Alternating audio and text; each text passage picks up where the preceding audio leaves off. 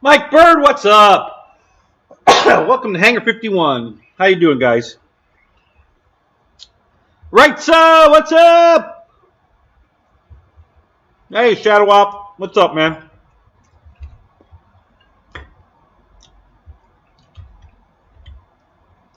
Lucky winner, thank you, man. F you, Jeff.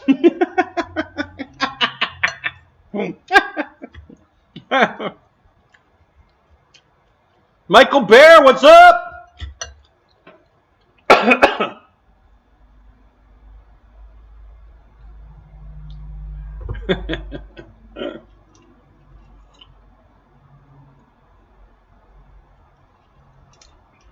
You know, Jeff, I wish you would have told me you weren't going to go live Tuesday night, because I would have. I think everybody was jonesing for something to do on Tuesday night.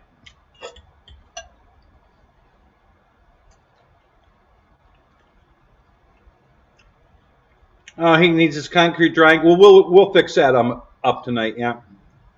As soon as I'm done eating my salad, I'll put the concrete drying up on the TV on my nice big screen in the den TV. Oh. You want to watch some glue drying? Oh man, we got not to everybody vote. You want to watch concrete dry or glue dry? Which is it?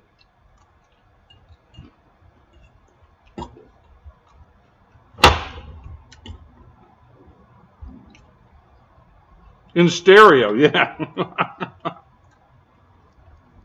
Surround sound, absolutely. Jerry, what's up?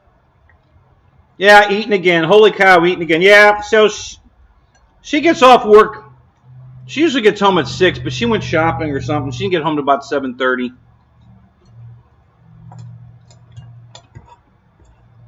So I was cooking during Jeff's show. And then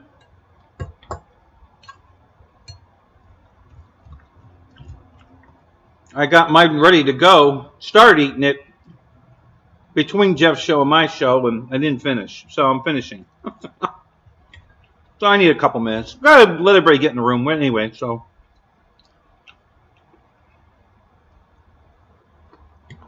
Oh, you want to watch some sanding? Yeah, we can do that too. Hey, we can do some sanding while we're doing watching some drying and of either concrete or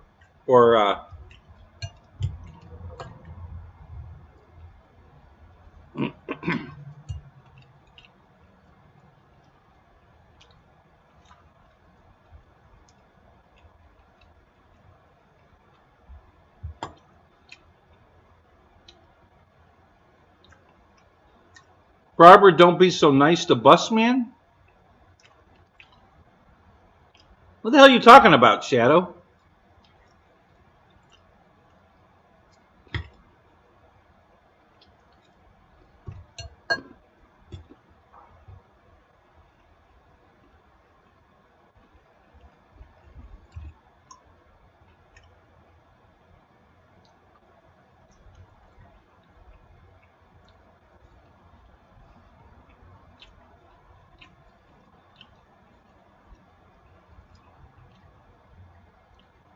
Shadow, are you having a stroke? Do we need to call 911?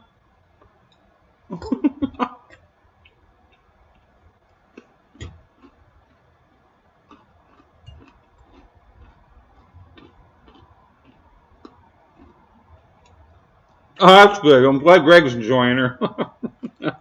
Oh.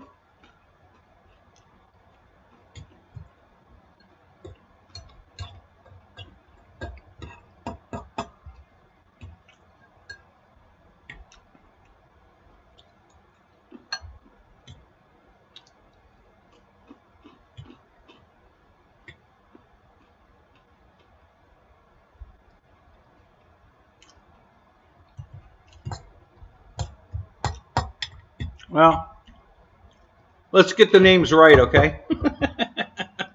I think you're having a stroke or something. You're scaring me.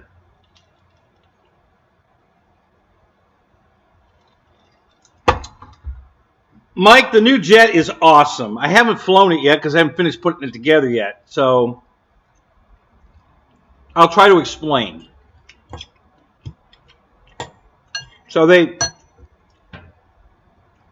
set everything up in the fuselage, but they really didn't set it up in any workable, usable way. You couldn't put a gas tank in it for a turbine. You couldn't put batteries in it to fly it on an EDF. It's just not set up to be used. I don't know what they were thinking at the factory. So what you end up having to do, and it's not a big deal, but it takes time. You have to relocate everything.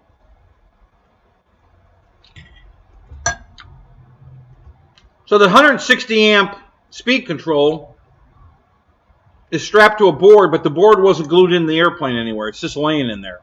So it's flopping all over the place. So you have to decide where you want to put that. I think I'm gonna glue it right over top of the there's a big cheater hole in the bottom of the plane. And if I glue the wood piece down, the wood piece has big slits in it, and the ESC is sitting on top of it. So there's a lot. I put it in there, turn the plane upside down, and the air going through there is not going to be restricted at all. So, and it'll get good airflow over the ESC to cool it. Well, Bill, what's up? So that's what I've decided to do with that. And I had to flip it around the other way because the cables are way too long. And if I put it in there normal way, the three big cables that go to the EDF motor are going to get sucked into the fan. So I've got to spin it around the other way to take up all that slack in the cables. So that was challenge number one. Number two, there was a vertical wood plate that's right in the middle of the battery bay. There's no way you could put a big battery in the, you know, I mean, even my 5200s from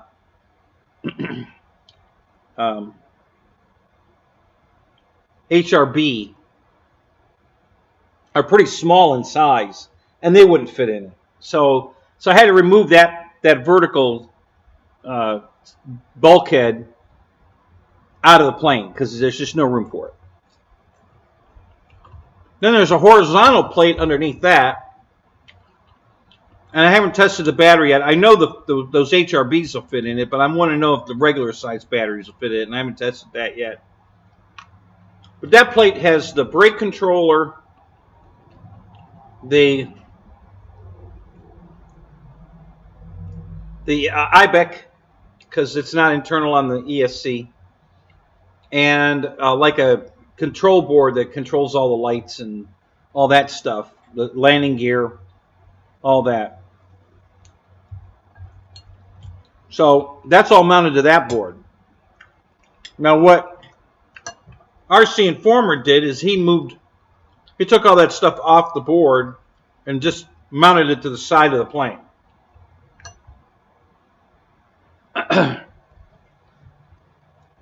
Well, that's cool. I'm glad, you know, I'm glad the L-39 wasn't that much trouble. And it's not really that much trouble. It's just, it's time consuming, that's all. And my time's been kind of stretched right now. But I'm making progress. It's too hot to work out here. So I'm working on the bed in the bedroom. Oh well.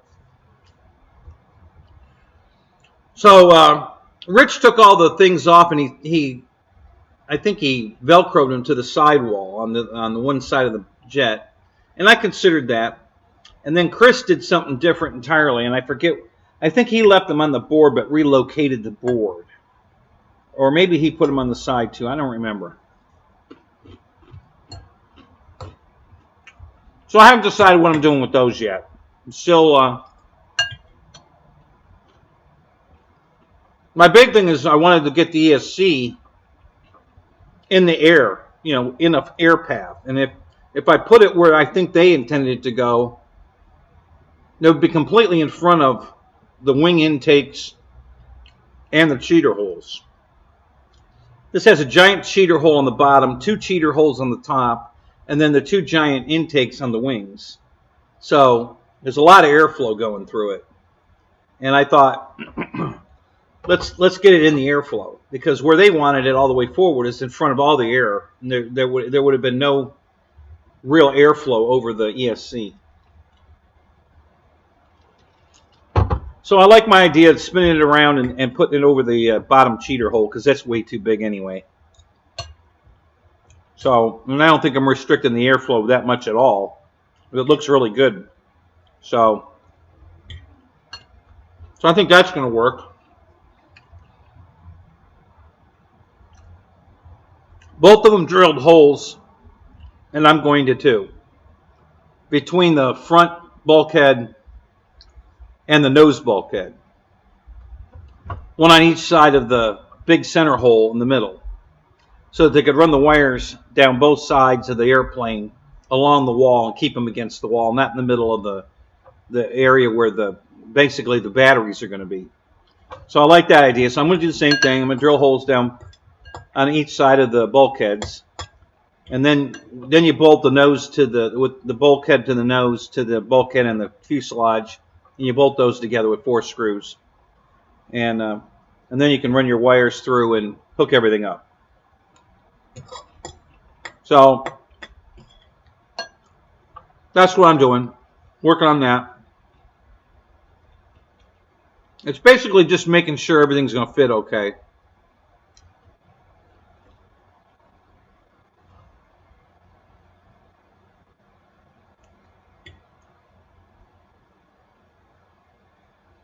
You'll fix the plane and I'll drop your transmission for you? Yeah, I don't think so, Shadow. Thanks anyway.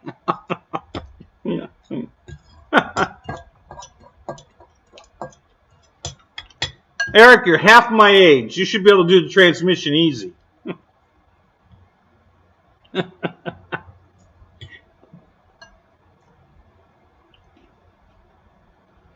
finally got out of the hospital today. Oh, come on, Kenny. What were you in the hospital now for?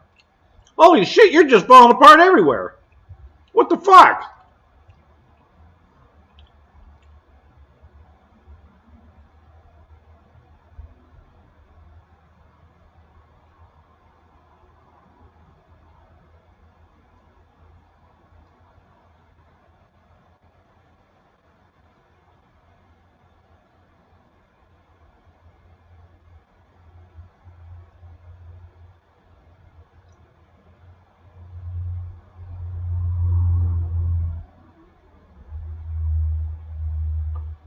Yeah, I know.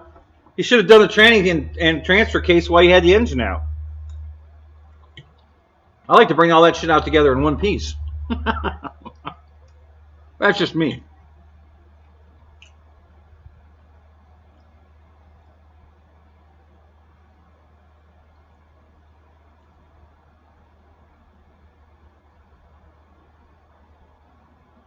Part of having a colostomy? Okay.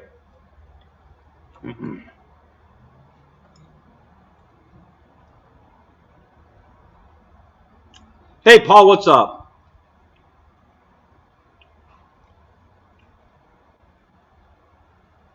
Relief has arrived from my Kenny withdrawal. Hey, and you got 2 Kennys. 2 Kennys for 1, so there you go. And we got Ken Bird in here. That's 3 Kennys. It's free shipping. Oh.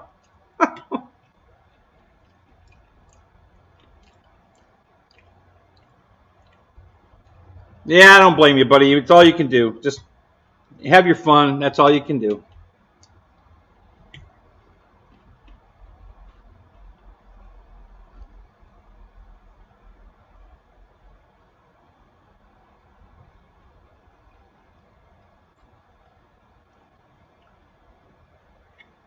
Uh-oh, defective seal. Oh, shit. What, the rear main? You got a leaky rear main now?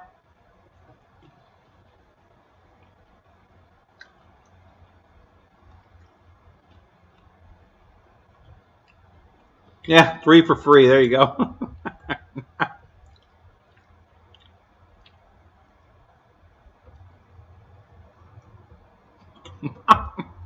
Yeah, it's better looking at me, isn't it? I can put the stripper pole up if you want.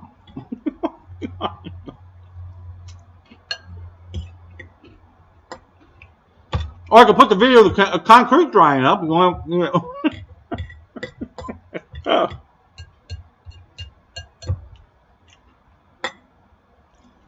Just give me a few more minutes. I'm almost done.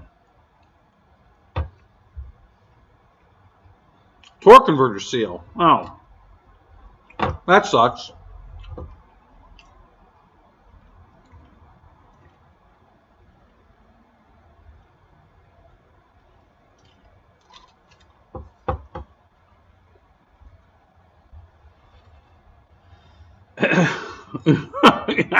You tell him, Kenny.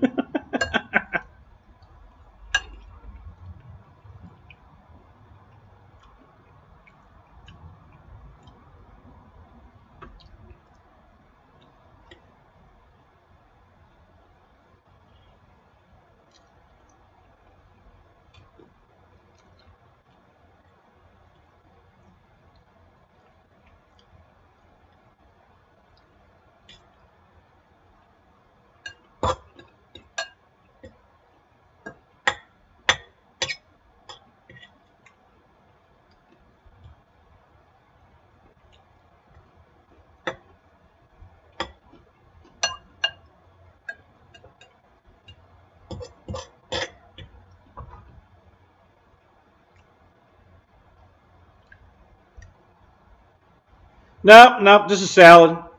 Salad with chicken. So what we do, buy rotisserie chicken at Publix. Buy one of those salad kits. Usually the one with spinach in it, not lettuce. They have Olive Garden croutons we get, and we get some glazed pecans and tomatoes and shredded cheese. And then I have to prepare it. So I got to mix it all together, cut the chicken up, put it in the salad. It's a process. I don't actually have to cook any of it. Sometimes I have to warm the chicken back up. But yeah, it's just a process. And by the time you get, you know, the croutons are too big, so we got to break them up into smaller pieces. And sometimes the glazed pecans are too big, and I crush those up too. And then depending on what salad it is, it either has, oh, I don't know. Sometimes we'll get one with feta cheese in it, and bacon bits, and so there's all these other packets that you have to add to the salad, mix it in, and so it's just a process. It's kind of like fixing my airplane. It's not hard work. It's just time consuming. It takes time.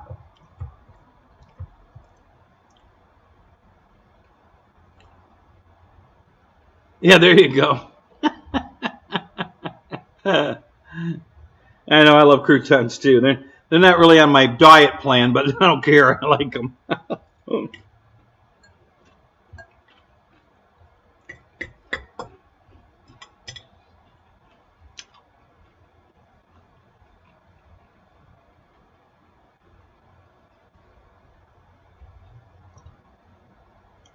So where'd you go on the 4th, Michael, that you had those leftovers?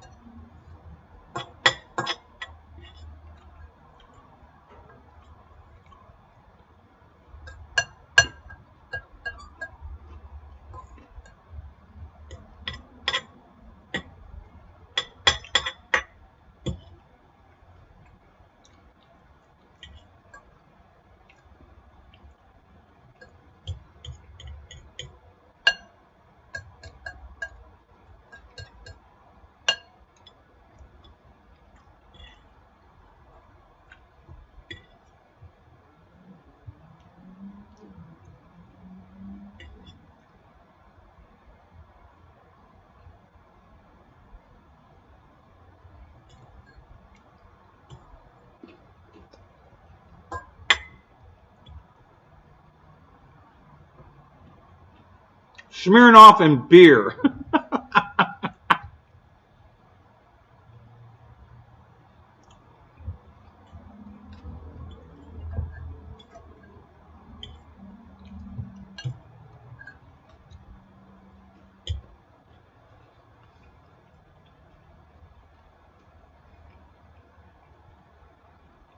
Hey, Ken Bird's here. Okay, we got the trifecta. Free shipping for everybody. With 3 Kens, you get free shipping. So there you go.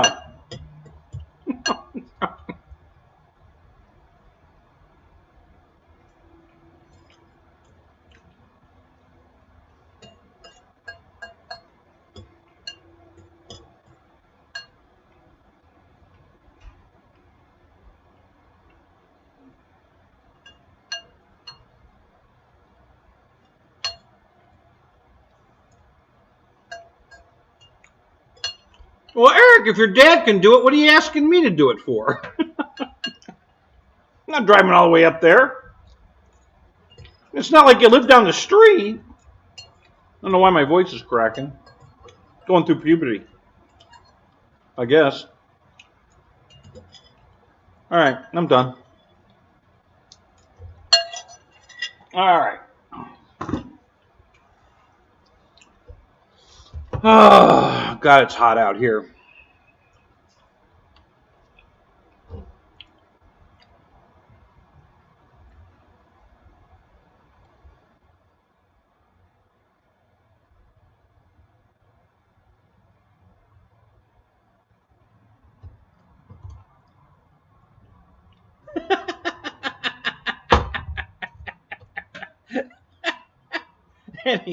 Any Suzuki K90 experience.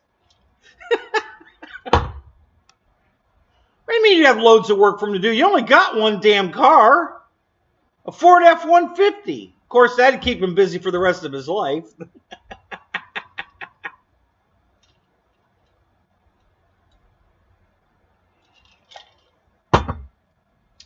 Oh, my God. Can you lick the spoon? Sure, come on over. I'll let you lick the spoon.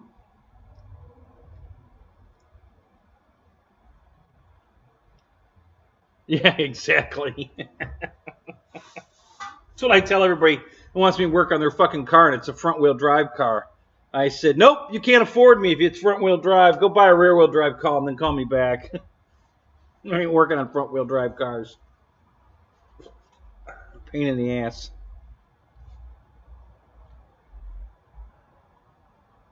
It's only 73 degrees. Wow, that's nice. What's it out right now? Out here, it's 90 right now. 54% humidity. Yeah, not my best. So we had record lows last year. I've been in Florida for 40 years now. Moved here in '83, so 40 years. First time I've ever had a pipe freeze in Florida was last winter. I actually had one night where my pipes froze. And now we're having, this summer, record heats. The same year. I mean, you know, it's unbelievable. It's the hottest it's ever been here. I'm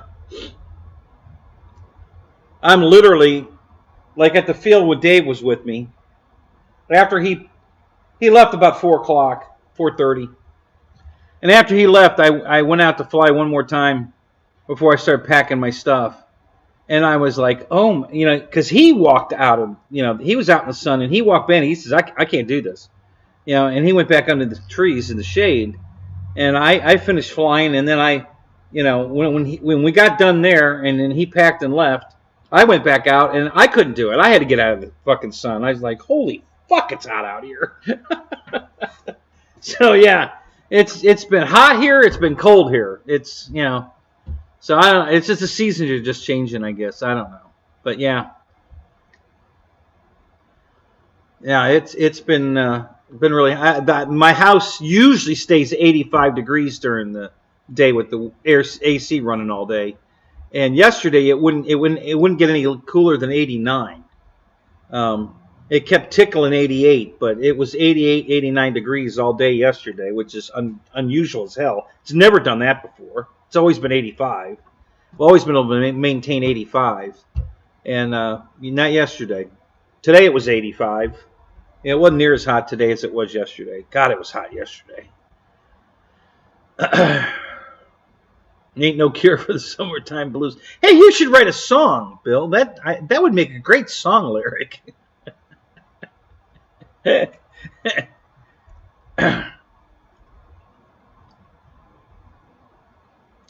V6 Shadow. Oh my God.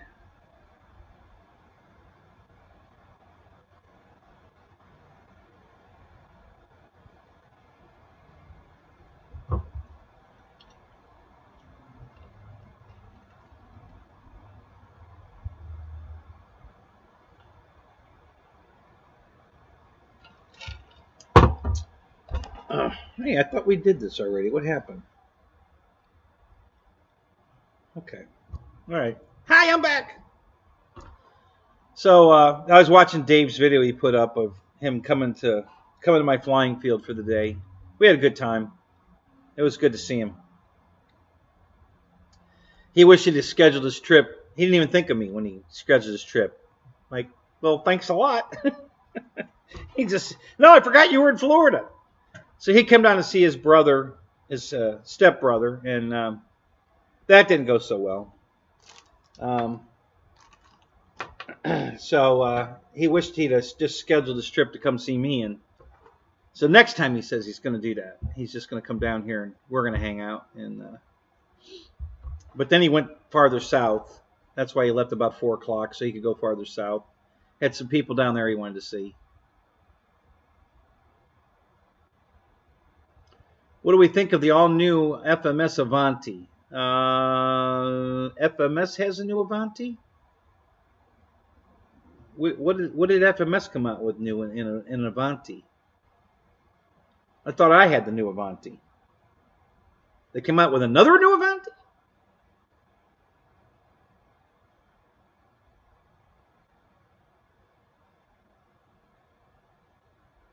Well, Michael, I think I have the trailer sold, honestly. A friend of mine's friend wants it for a hunting camp. And I said, $1,000, it's yours. You have to move it. And he said, done. So I think that deal might still be good. But if not, and if I'm going to burn it down, we'll put it on video. You guys watch Concrete Dry. You'll definitely watch my trailer burn down. So, so yeah. So don't worry about that. We'll catch all that on video.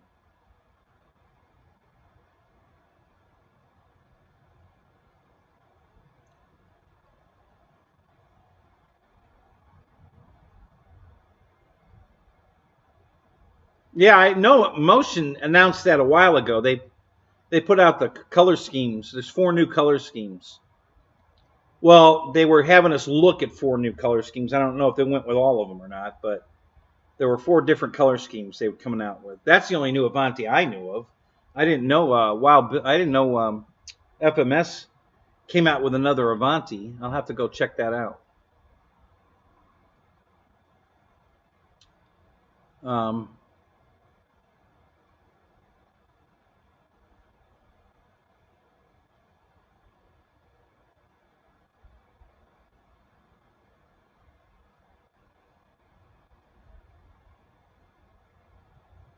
Yeah, that's only if they knew about it, and they're not going to know about it, Kenny.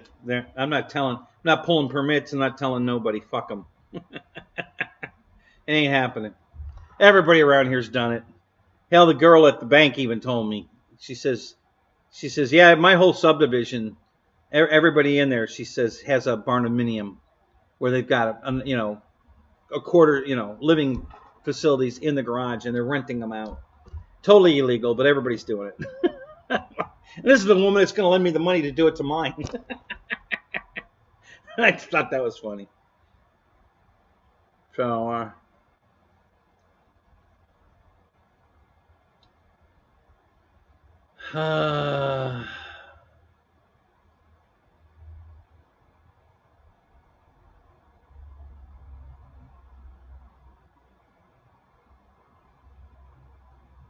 It has enough guts to haul a big load of foam board airplanes. What has enough guts? The Suzuki?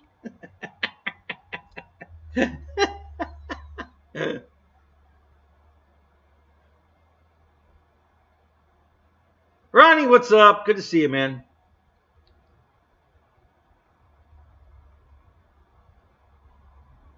They picked the red one. Is that the only color they're coming out with, Wild Bill? Is the one red one?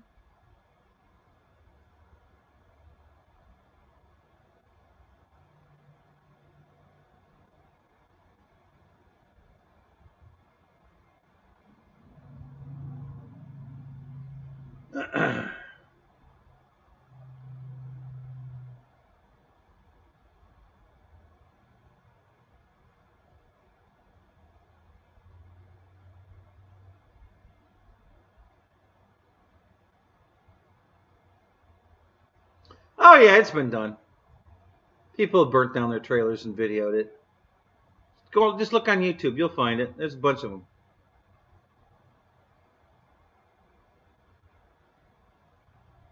Oh, okay. So I didn't miss anything from FMS. It's Motion that came out with a new.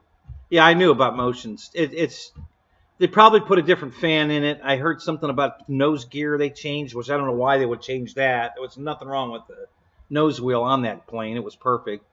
And I knew the color scheme changed because Spencer had put up the 4 different colors and asked us our opinion on them. So, and I saw the red one. I'm not sure I like the red one. The red and black is cool looking, but it looks too, I don't know, almost Batman kind of. The scalloping the way it is, I don't know. It doesn't look like a jet. It just looks, I mean, it's cool looking, but it doesn't look like a jet. So I'm not really sure I'm into that particular scheme.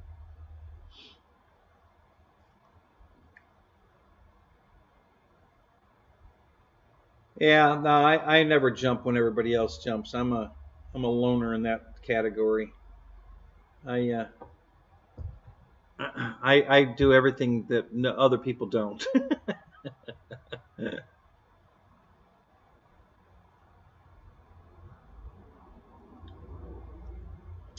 JCB, what's up? Who else have I missed? Let's see. I see, Ken Bird's here, and Kenny Rogers is here, and Shadow's here, and Wild Bill, and Mike Bird, and Reitza, and Michael Bear, and we got some lurkers in here tonight, I guess. So, hello, Barbara. Let's see. Yeah, the low-C bikes, yeah. Yeah, I think the bike's cool, but it's too expensive. Oh, is that what they put in the new Avanti, the Cougar EDF? Yeah. Well, I haven't flown that either, so I don't know how much better that is. But hey, there are those hearts again. Those must be coming from Barbara. I'm getting those hearts flying. So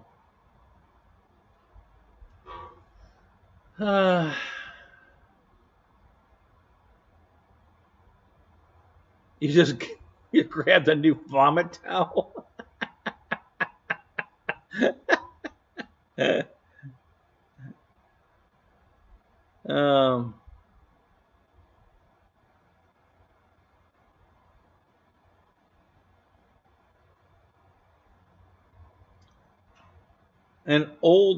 A Wharf Hobbies Extra 300. I'm not familiar with them. That's interesting.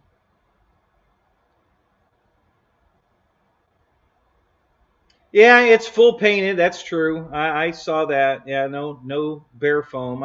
I'm not a big.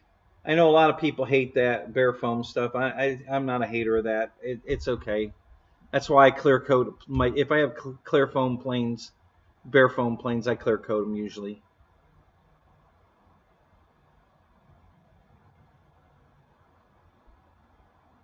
Yeah, I don't know what's going on with the shippers. You're right, JCB. I've been having trouble with the shippers lately too. I don't know what's going on.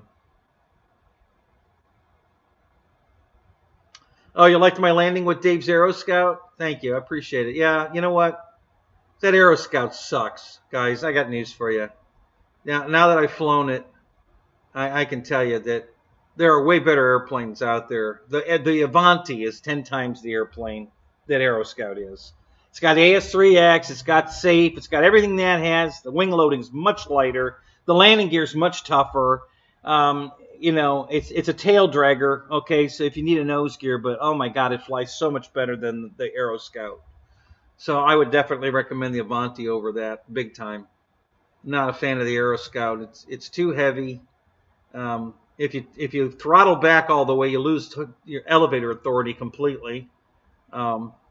So yeah, I'm not impressed with the Aero Scout. It's the first time I flew one. I have one, just haven't flown it yet. Now I know I don't need to fly it.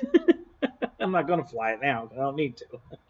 It's not my cup of tea for sure. I did not think that was a good flying air. I mean, it flies. I mean, but there's way better flying airplanes than that. UPS is threatening to strike. Yeah, I think UPS should fire all their drivers and hire new ones because they destroyed my Avanti. You know, they got it wet and then they drove over it. I mean, it completely ruined my Avanti. So, you want a 2-meter Aero Scout? Oh, come on.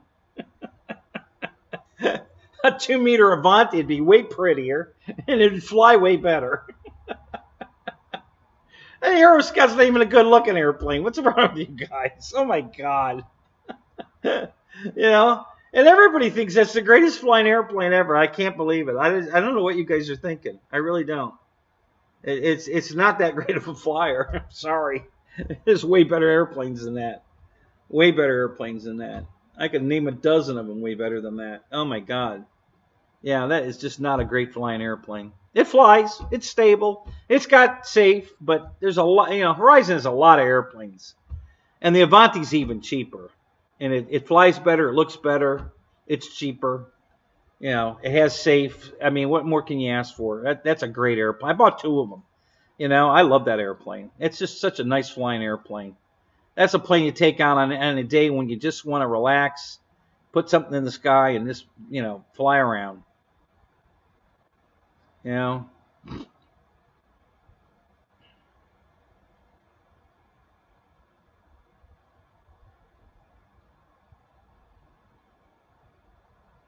Oh, I've told people. I've talking dozens and dozens of people on my Avanti and my Timber X are great trainer planes. I've had no trouble training people on those. Yeah, the Aero Scout flies. But it, you know, like I said, it's so heavy. I mean, I don't know. Maybe Dave had the battery too far forward, but you know, I turned the throttle off, and without the air from the propeller blowing over the elevator, I lost elevator authority completely. It wouldn't rotate. You know, I couldn't flare. I had to put the power back on because it wouldn't flare. It's no elevator authority. So yeah, I don't think it's a very good flying air. Like, I mean, it flies, but there's way better flying airplanes than that, guys, especially for training people.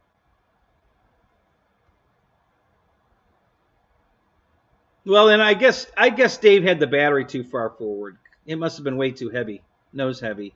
That's the only experience I have with it. Is the way he. I mean, flying it with the power on it, it flew straight and level. I did a couple of axle rolls. It was right on the money. It was fine, but it's just heavy. You know, the airplane's heavy. Yeah, see, I didn't have the opportunity to play with it like that, but I got enough out of it to know that I have better flying airplanes than that. Even if I could push the battery back, it's still not going to fly as good as the Avanti or the Timber X when you set it up to be a trainer, not a stunt airplane. But yeah.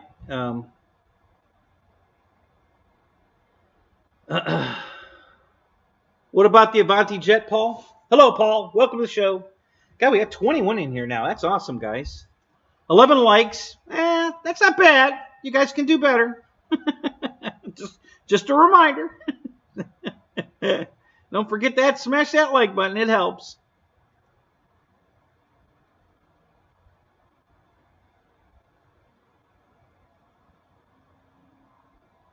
Well, that might help too. A 1500 3-cell, but that's going to shorten your flight time some. But yeah, that in there and push back. Yeah, that might help a lot. Jeff, Lower Alabama, what's up? How you doing, man? First time I've made it to your show in quite a while, buddy. It was good to see you.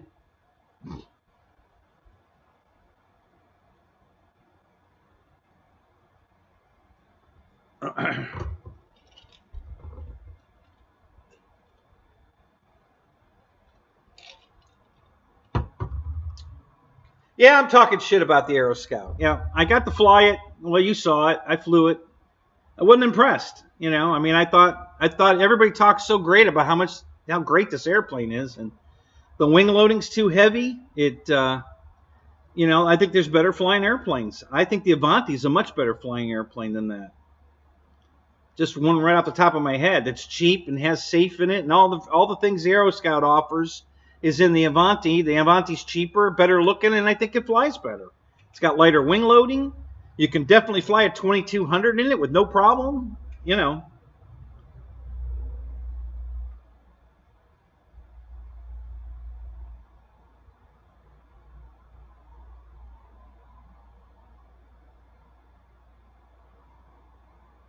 Listen, you guys, you're preaching to the choir. I understand you guys fly it that way. I'm not saying it doesn't fly. It flies. I think there's better flying airplanes than that. That's all I'm saying. You know, yes, it flies. Yes, you can train people to fly with it. But I think there's better flying airplanes. I think the Avanti, for one. I can name some others, like the Flex, the QQ from Flex flies way better than the Aero Scout for a lot less money. Maybe not. No, probably the same money, or it might be a little more. I think it went up. But yeah.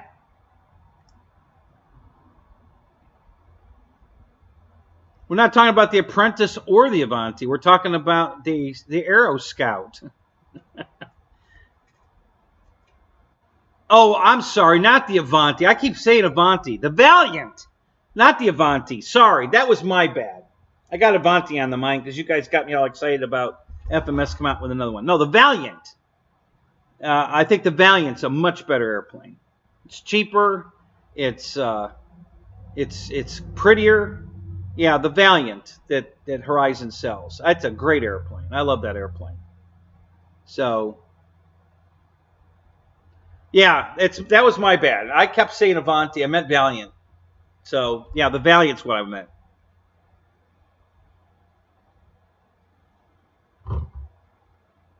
Why is it apples and oranges, Jeff? What's different about the Valiant and the Aero Scout? I don't understand the apples and orange difference.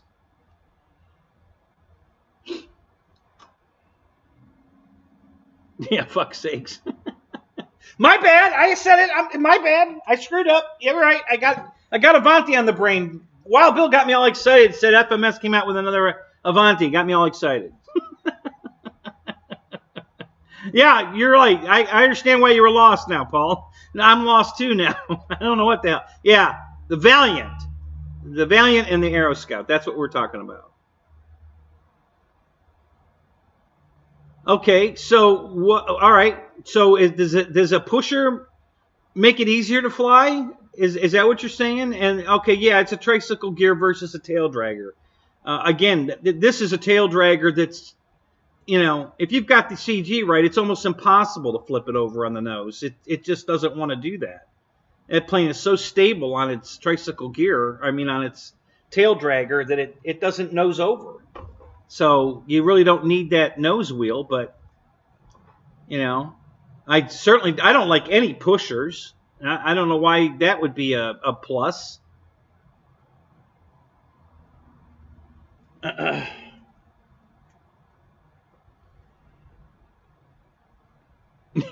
Paul's got it. There, both these planes suck balls.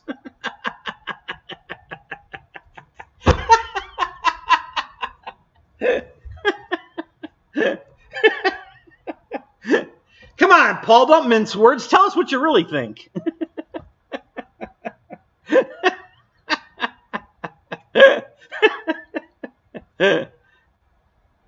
New flyers break props. Okay.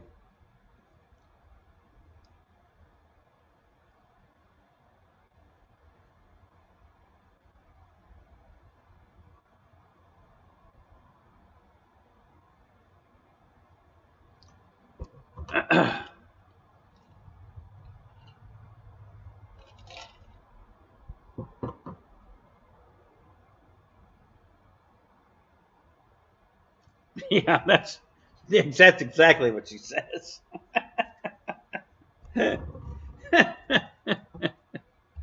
Okay.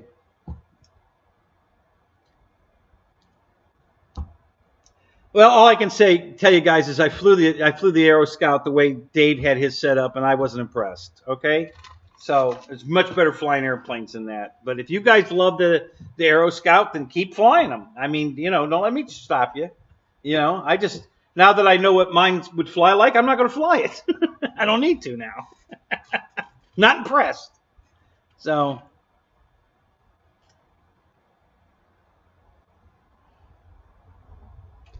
Charlie McDaniel, what's up? How you doing tonight?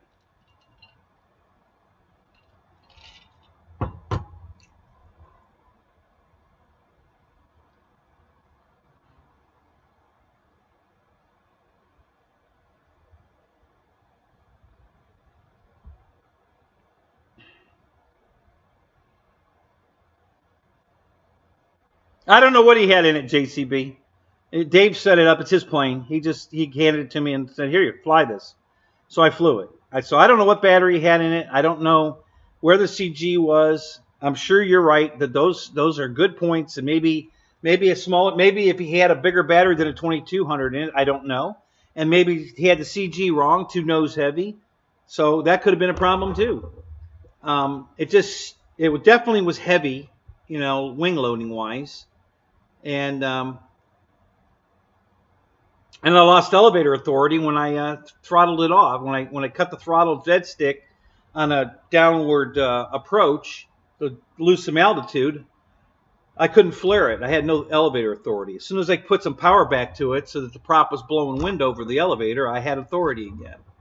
So, those were just some of the things I noticed flying it, and I thought, this isn't very impressive. I don't think this is that great of an airplane. It's definitely ugly. But yeah, you guys do make a couple of good points. It's a pusher, so the propeller is protected. So a new flyer might not break a prop. So that's a good point. Well taken. Tricycle landing gear, I don't know. There are definitely tricycle, tail dragger planes that are harder to fly, but the Valiant's not one of them. The Valiant never tries to flip over, so if you broke the prop landing the Valiant, you were going to break something anyway, because there's just no way. That plane's too easy to land, and the prop's never been an issue. So, if you broke the prop with the Valiant on landing, I'd say you were probably going to break something anyway. You're probably going to rip the nose gear out of the Aero Scout. So that would be my guess on that one.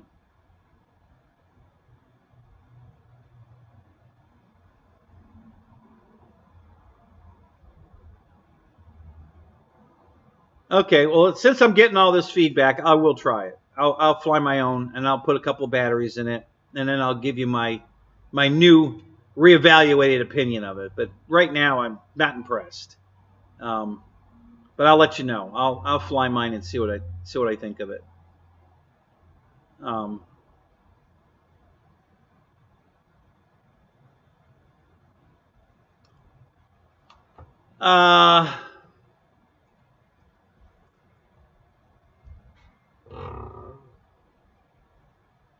I don't think it looks just like it.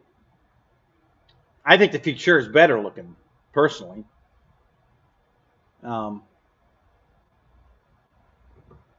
Futura has lines like a what am I like? A jet, like a private jet, a sport jet. That's what I was thinking of. Yeah, where the new FMS scheme, or I'm sorry, the new Avanti scheme is kind of, I don't know, too swoopy, too too scallopy. So I don't know. I don't think.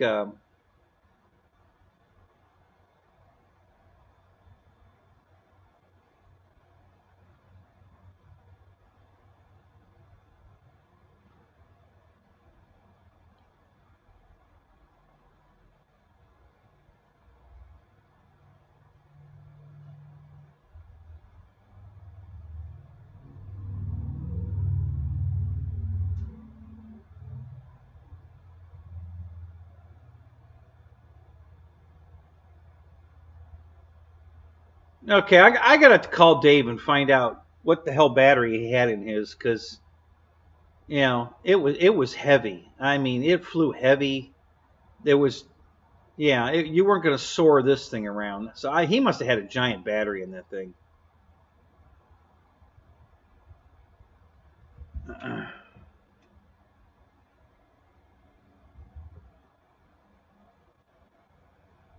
Yeah.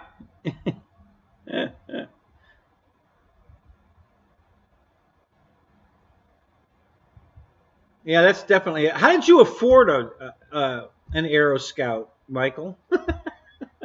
That's way out of your price range. What the hell? Tug Hill, what's up? How you doing, Tug?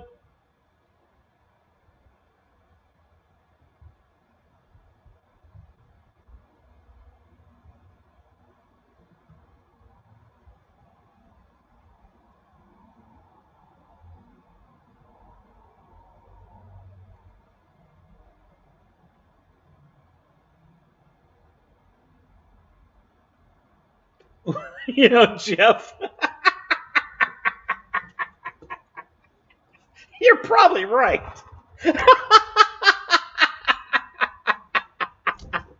Good point. Yeah, Dave probably does have 10 pounds of hot glue and paper tape on it. I didn't think of that. Oh, that's funny. Yeah, you might be right. Maybe that's what the problem was.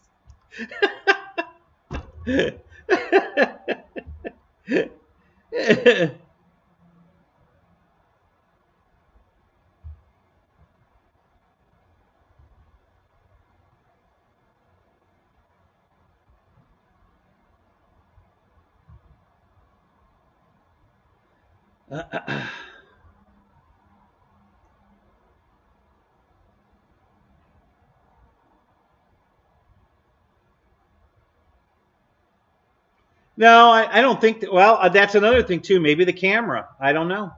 It's a good point too, Wild Bill. I didn't think about that either. So you guys are bringing a lot of good points up that at the time I was flying, it didn't consider.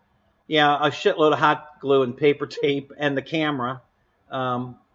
So yeah, those could be points why the thing I didn't think it flew that great. So yeah, he's not using a normal camera like you would normally use. He's using that. I don't know. It's something he found that's really. I don't think it's made for the hobby, but it works. But yeah, that might be weighing it down too. I didn't think about that. So yeah, we'll have to give that some thought too.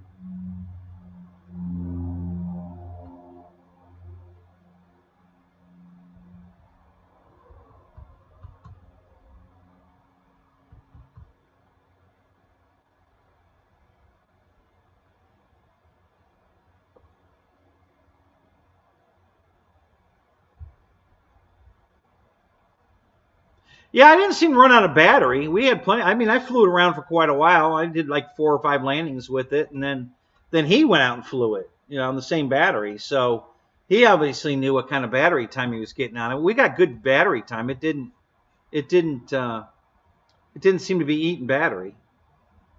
Um,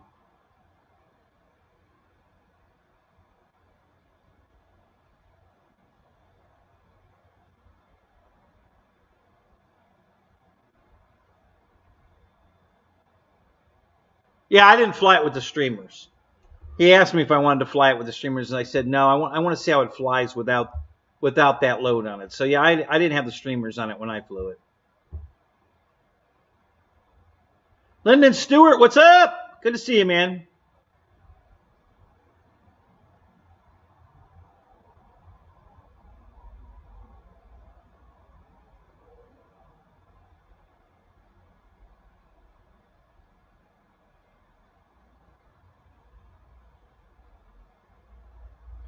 Yeah, I doubt that I'm going to be wrong. I still think probably the other planes I'm talking about fly better, but maybe I'm being a little too hard on it because maybe Dave, maybe Jeff's right. We have to consider that. So Jeff in Lower Alabama might be right. So let's see if that makes a difference. I hadn't thought of that at all until Jeff said that. And then there's a lot of truth in that statement, so we'll have to think about that.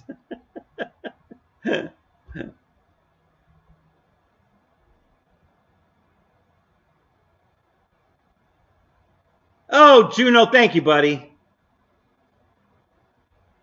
Thank you so much, man. That's awesome. Thank you. Appreciate that.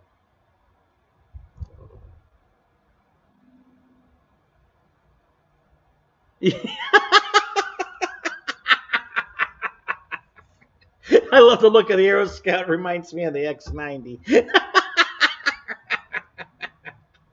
Yeah, stubby.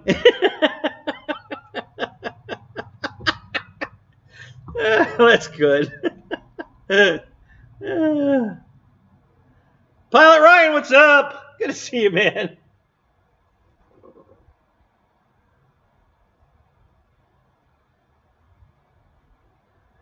Rando Vision, what's up?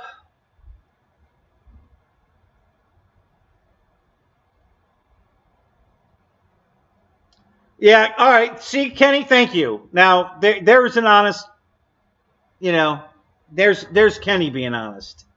That some of his foam board airplanes probably fly better than the Aero Scout. I'll bet they do. I might be wrong, but I don't think I'm totally wrong. I know there's better airplanes that fly than that. So,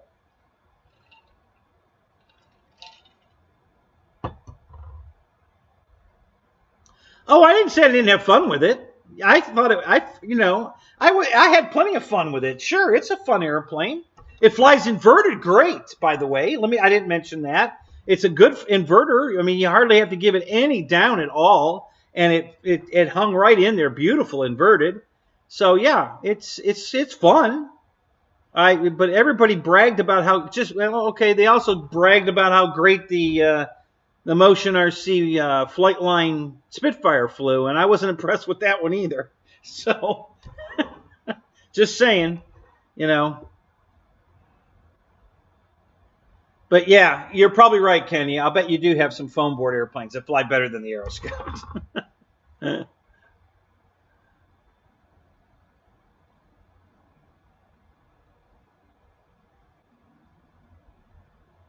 Yeah, exactly. Thank you, Reitza. I mean, that sums it up pretty good right there.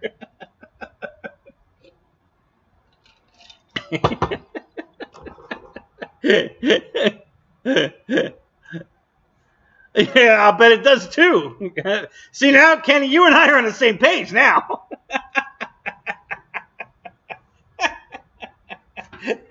We're blowing holes in an Aero Scout out the window now. So I didn't say it wasn't a good flying airplane or that it wouldn't be a good trainer. I didn't say any of that. I just said that there's better airplanes than that. Everybody is raving about how great that thing flies, and I know for a fact there's better flying airplanes than that. But but that's all right. I like you guys, but you guys brought up some good points. I didn't think about how much the camera weighs. That might have been a big factor, and it probably does have 10 pounds of hot glue and paper tape on it, so that could be a factor as well. So,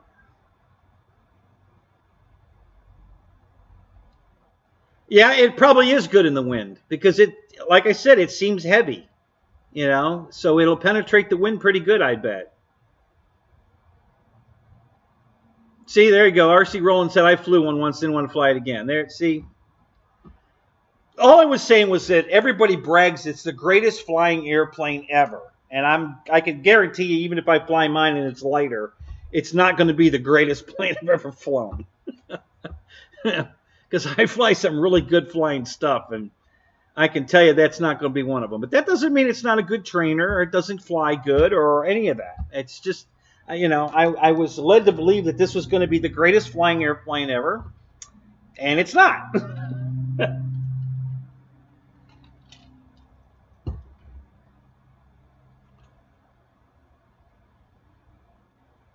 Right, exactly. Right. So yeah, they're fun to ride until your friends see you.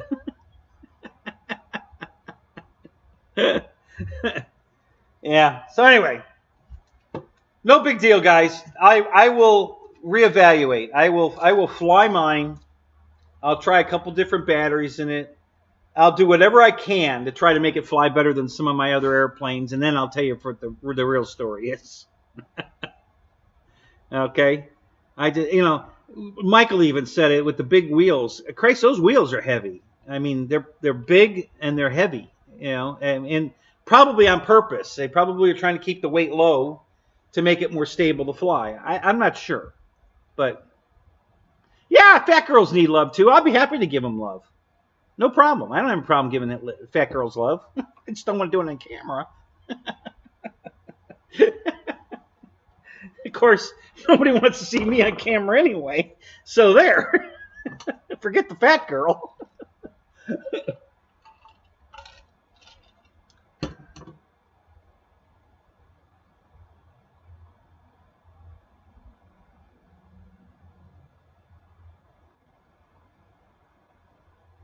Yeah, I'm thinking David had the weight too far forward.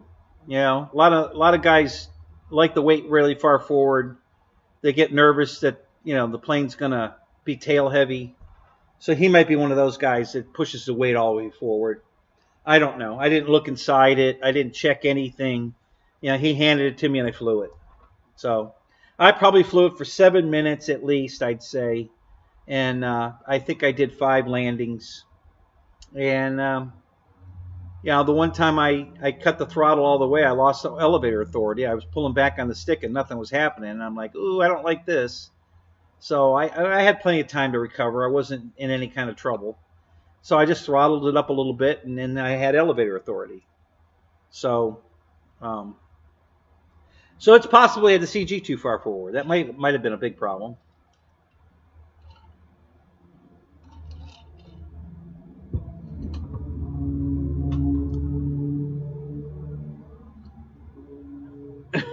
Yeah, there you go. Fat bottom girls.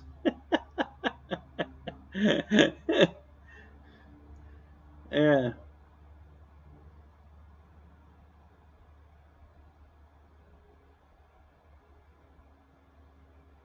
Yeah, we were just talking about the Aero Scout, Ryan.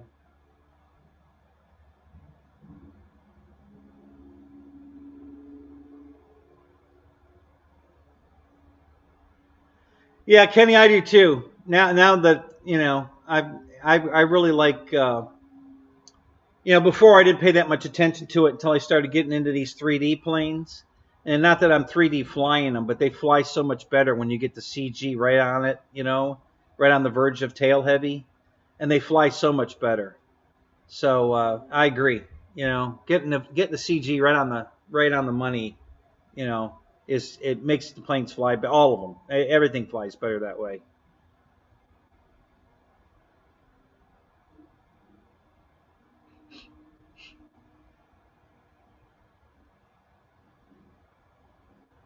Yeah, Roy's absolutely right there. The Carbon C absolutely flies better than the Aero Scout.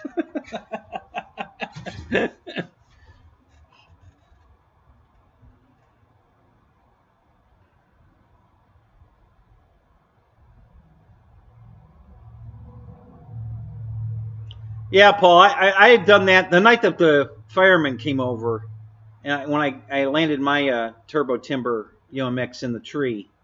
When they got it down, the gear was one of the mounts in the fuselage came unglued. Didn't break anything. It just came unglued. So I just took the gear off and threw it because I wanted to show them how it flew. So I was flying mine around with no gear on it. And as soon as I threw it, I thought, wow, that looks really cool with no gear on it.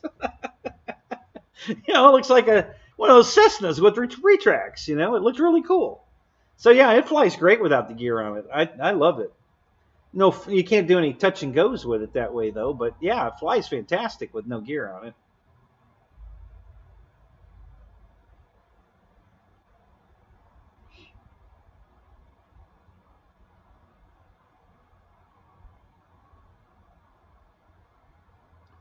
So Roy, what's up?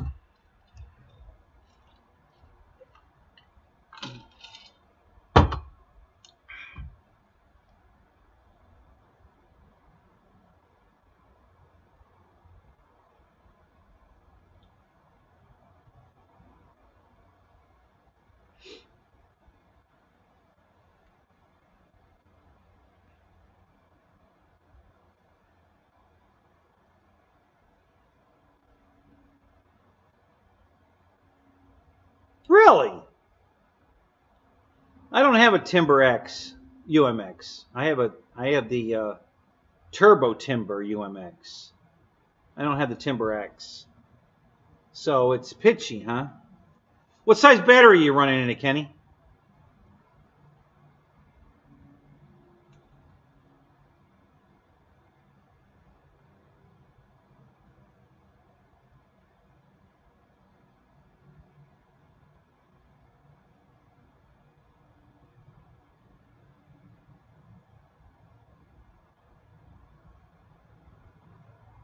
You just weighed your Scout, and it's 20 ounces without wheels or battery. 20 ounces? Really? Jesus. Yeah, Dave's is way heavier than that. I think Jeff's right. I'd swear his was at least 3 pounds. I mean, it was heavy. Okay, so here's the one you want to put in it, Kenny, and you're going to laugh, but trust me. Go get the Zippy 800 milliamp 2-cell or 3-cell, but I've been flying mine with an 800 2-cell. The Zippy makes it. It comes with a JST connector. I think it's $8 or something. You fly it for like 40 minutes. And it doesn't care about that extra weight in the nose at all. Doesn't make any difference. Doesn't care. Flies fantastic.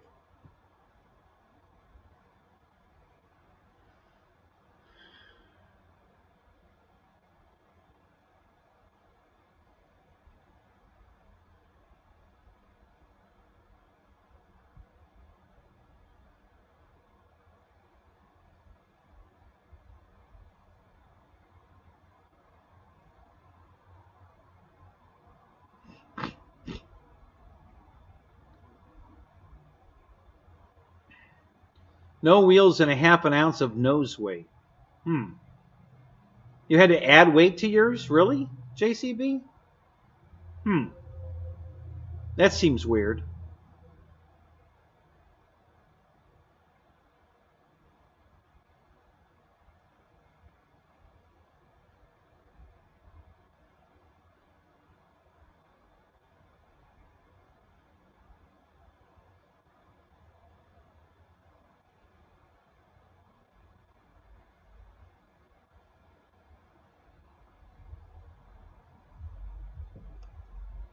Yeah, that's what most people fly it with. I put an 800 in mine. It's of course I don't fly it on 3S.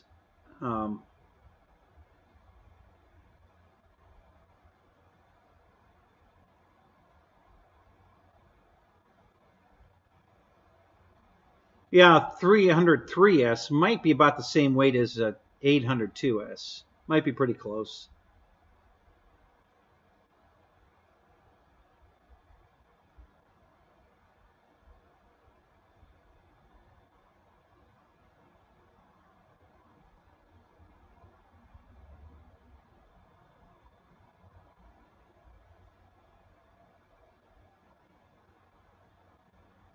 Did you use hot glue? Yeah, with your paper tape.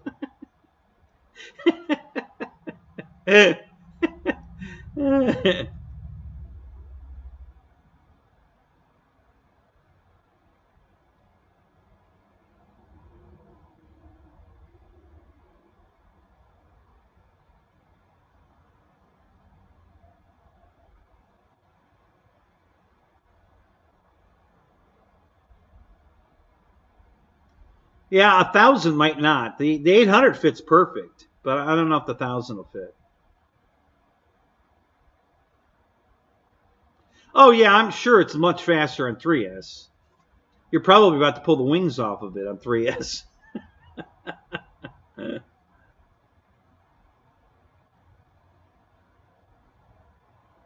Yeah, Mike, I think I think I'd have to agree with that. The most fun I think is the Ultrix. You know, as far as UMXs go, it's just a lot of fun to fly it. It's durable. You know, it's pretty good. I really like that one.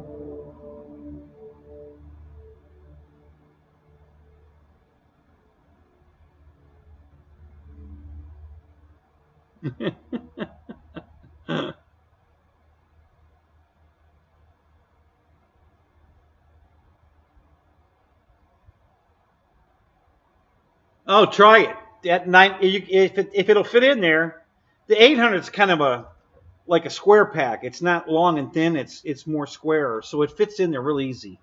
And I put it all the way in the back because it's way more weight than it needs.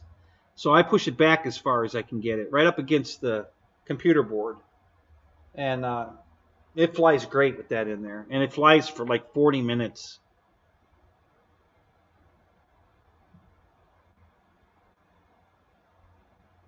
Sure, go ahead and post it up. Greg, you can put a video up, sure.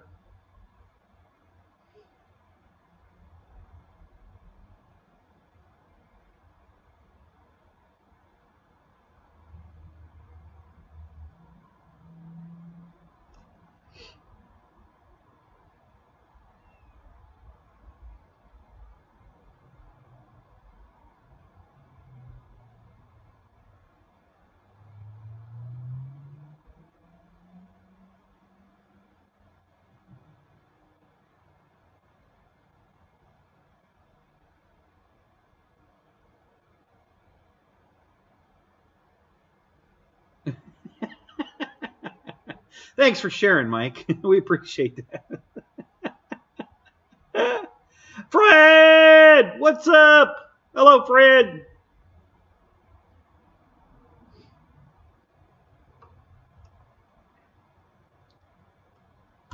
Let's see what Greg just put up.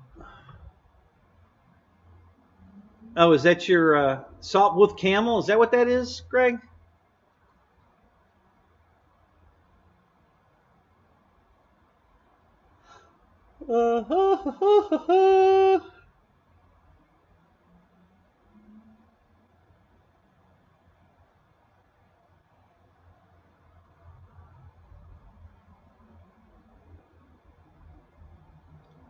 Oh, it's got the electric starter and everything, man. Look at him.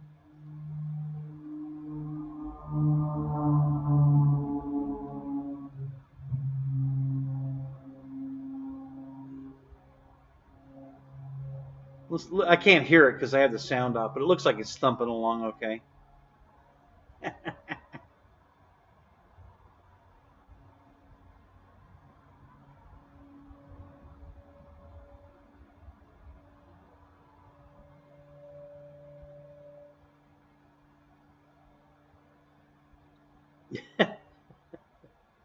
Yeah, Wild Bill, just don't add the word toe to that, will you please?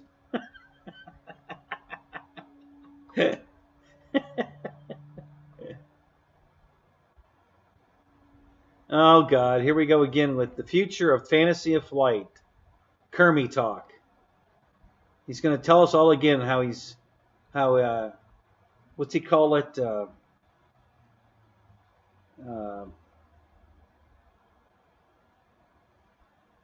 Act 3. Yeah. Yeah, camel toe.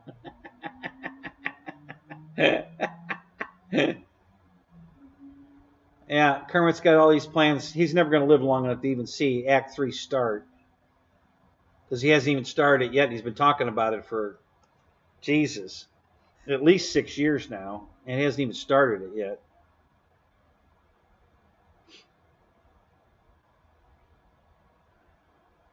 Oh, I know where you're flying now.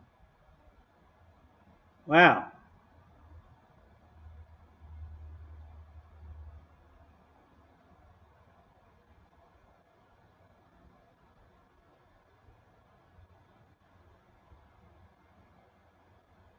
At least I think I know where he's flying.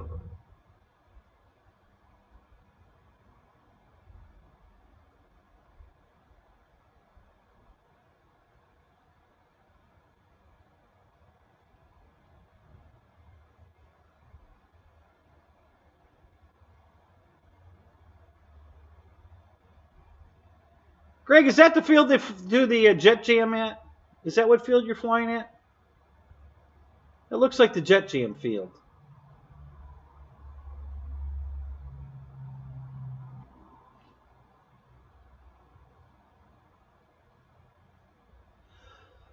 Oh, Chris is back. What's up?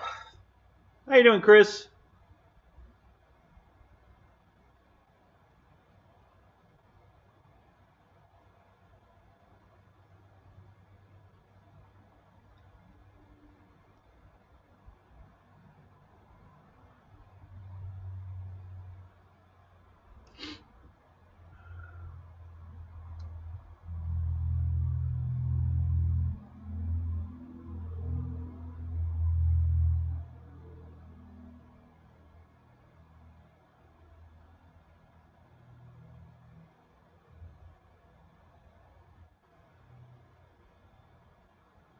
No kidding. It's in northern Kentucky. That field looks exactly like the one they fly jet jam at. It's even got the power plant down there at the end, just like yours does. That's pretty cool.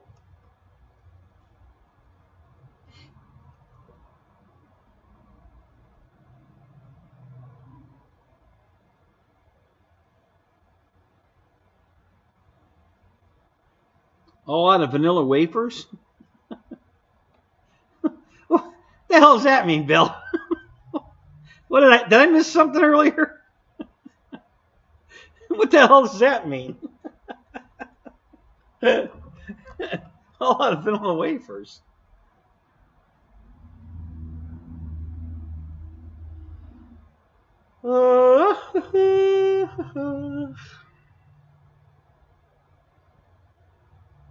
You ate the last few. Oh, okay. And you didn't save any for us. Okay. All right. Well, now we know how you are. uh,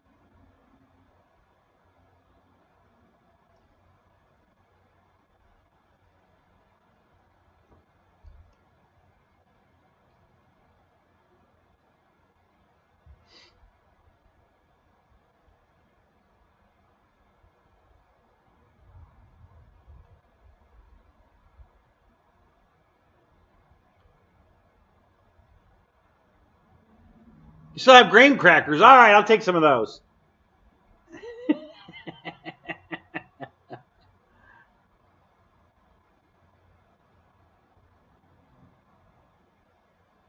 Oh, yeah. What did you have for dinner tonight, Michael?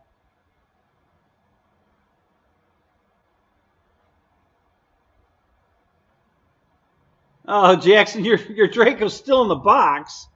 Why?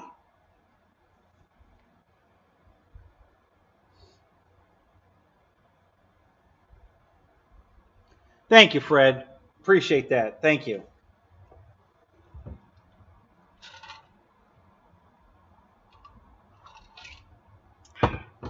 Why is this?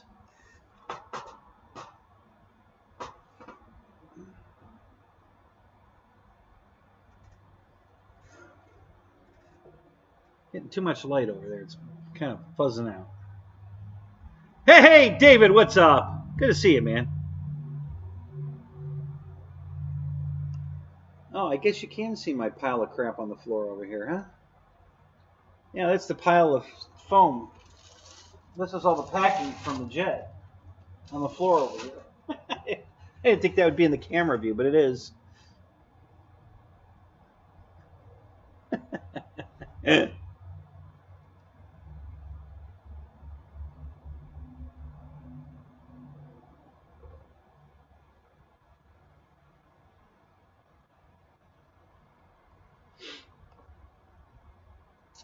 So I love the new jet, guys. This thing is beautiful. I can't wait to get it in the air. It's just a really beautiful airplane. Really excited. It's really well made. It's good quality. That aerofoam is, it's good stuff, guys. I'm pretty sure it's HSD is what it is. If I was a betting man, I'd say that's what it is, because that's what it seems like.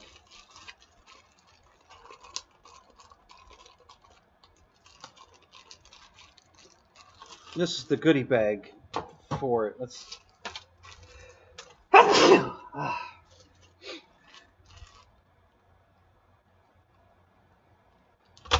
So we got a bag of. Oh, and they're marked. Look at that. Rudder.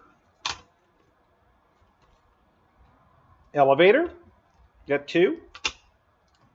One rudder, two elevator. Aileron. Flaps. Very nice. All separate bags, all pre-marked. Now, you can't beat that. Thank you, Wild Bill. Thank you, Fred.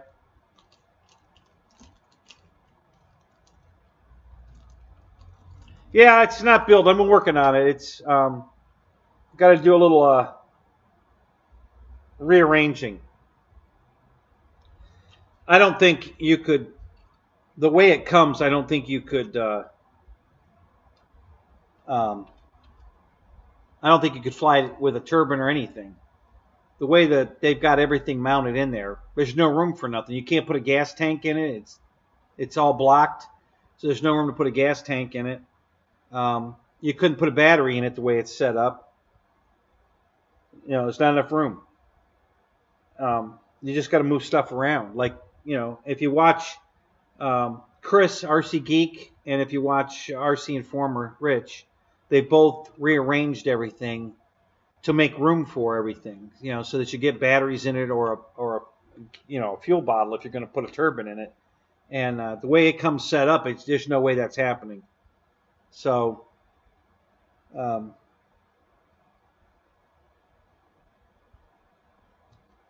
I'm looking at. They even painted these two different colors because the one side wing is black, the dark gray, and the other side is light gray. These wing fences, and then there's the little orange wing fences that are the same on both sides. So I got four of the little wing fences, and then these two big ones, and one goes on this side because it's dark gray over here, and then the light gray one goes on the other wing. So that's pretty cool. And then we've got screws, all individually bagged as well. all the different screws. This is really nicely done. Then we've got some clear antennas. I don't know why they're clear. I doubt that they were clear on the real plane, but and then just screws and an Allen wrench. So yeah, pretty nice. Looking forward to getting it done. Probably won't be for a while. I don't have a way to get to the field, to be honest with you. If I take this to the field in the wagon, it's going to be about the only thing I can get in the wagon. And the insurance company hasn't sent me a check yet, so I can't go buy my trailer to replace the broken one. So I'm kind of stuck. These last 2 weekends I went flying were murder. Couldn't get anything in the truck. That big roll-out tray that he mounted in the bed is really not beneficial to RC airplanes at all. It's a really cool tray, but it takes up room in the bed, so you can't get anything in it.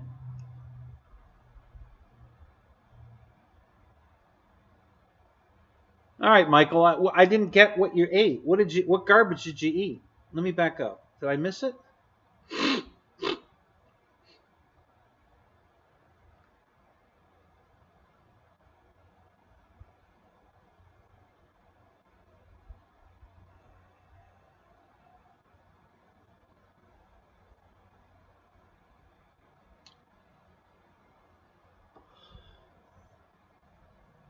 A fried tender groin? What the hell is that? I don't know what that is. You have to explain that one. I don't know what that is. That's got to be code for something. I don't know what that means.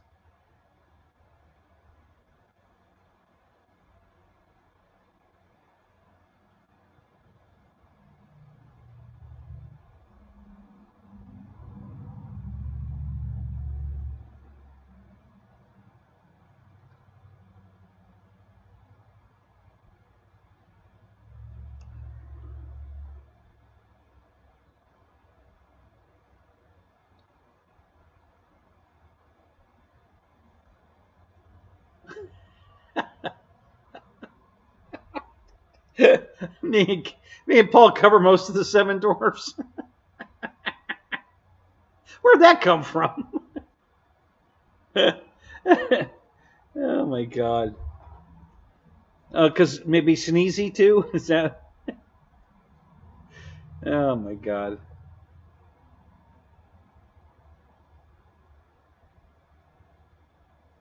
Yeah, Michael, I'm sure it won't be long. You know, Spencer's got one, I guess. He already let that out in one of our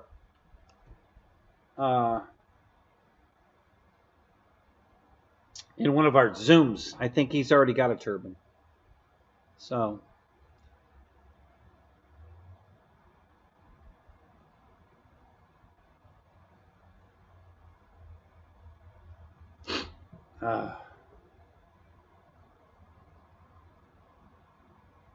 just over my head. That's another short joke, isn't it?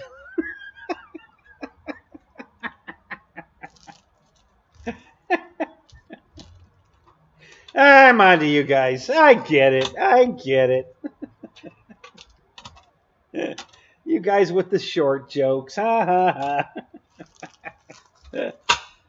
ha.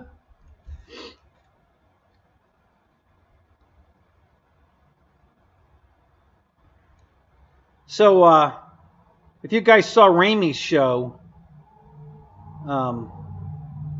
where he was doing Tyler Perry's jets.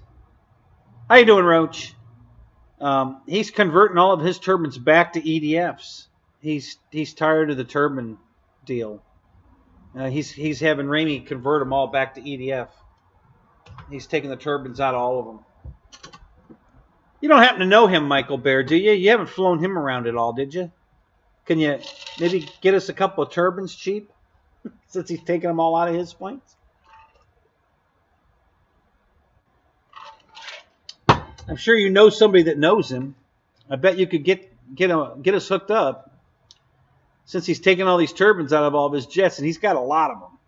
We might be able to get some deals.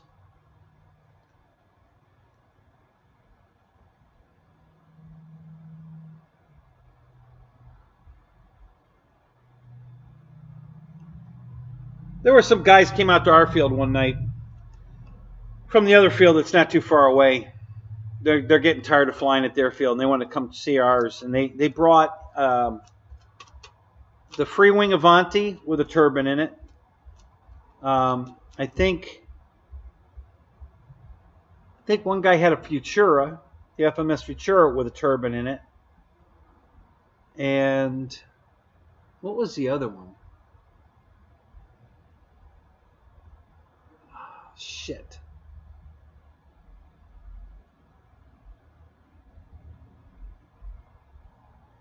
There was one other, like a 90mm jet, that the guy had, and also had a turbine in it. They were really big in the turbine conversions. They all flew great. Of course, they sounded awesome. Yeah, I'm pretty sure he told us that one night, Michael. I don't think I was dreaming it. I think he told us he's got a turbine. He just hasn't worked his way up to it yet.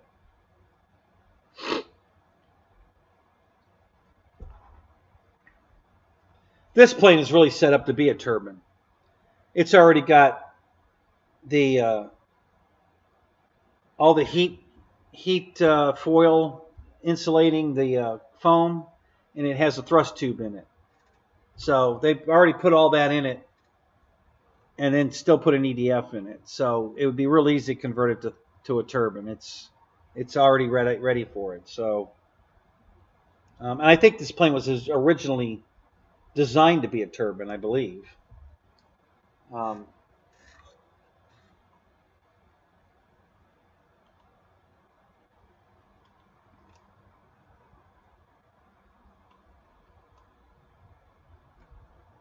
Wow, it's got an aluminum tube in it.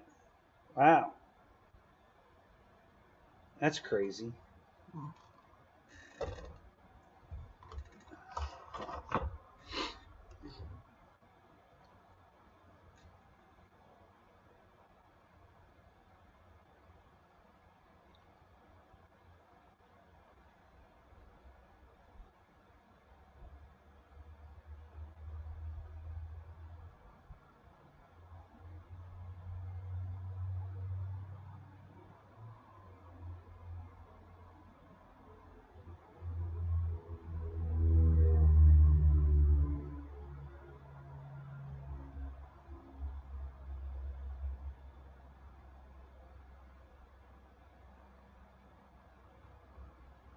Oh, I missed that. Is that why he was afraid of the fires with the EDFs? Is that the problem?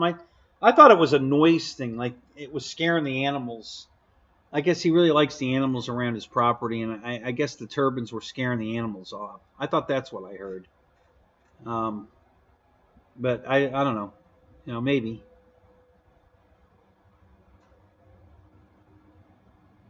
Yeah. Yeah, I remember the old guy with those crazy.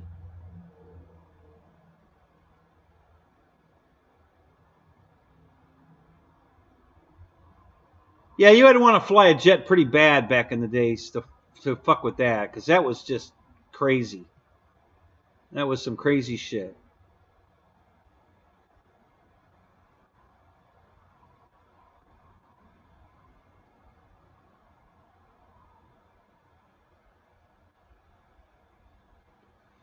Okay, yeah, I must have missed that part of it. I thought I had read or heard that it was, you know, he was a big animal lover, and he didn't like it was scaring the animals off. But yeah, that's definitely a good reason. You know, the threat of a fire.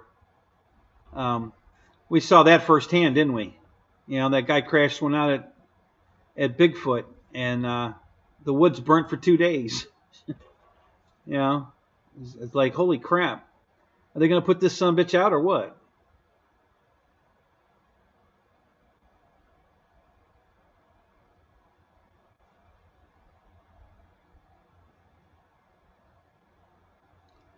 Yeah, the pulse jets are fucking loud. Yeah, yeah, the fire at Bigfoot. Yeah.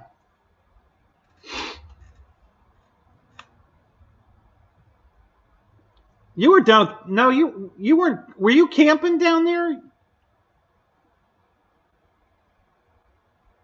Yeah, you were camping down there. That's what I thought you said.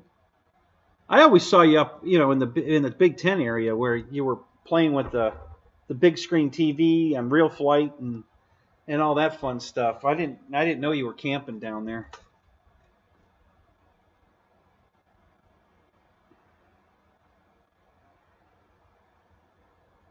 Did you pack your stuff and get out of there? Were you afraid it was coming your way?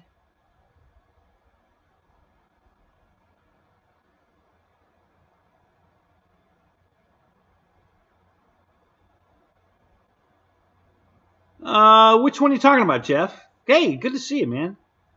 Jeff Adams in the house. Which 64 millimeter are we talking about?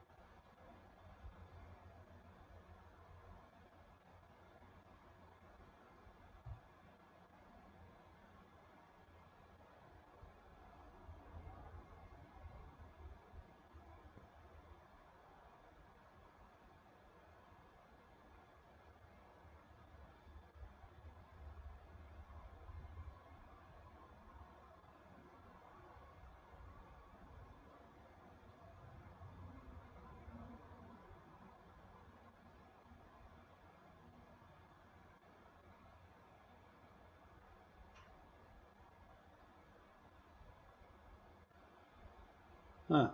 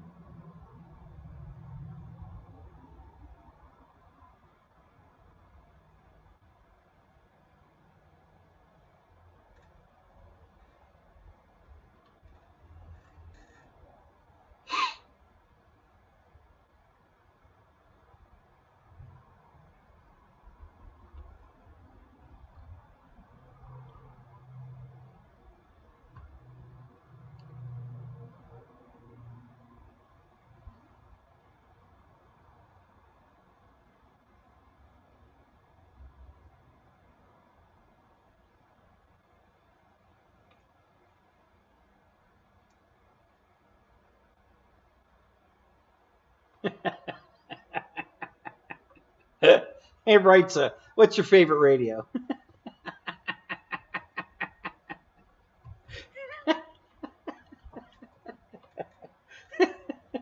There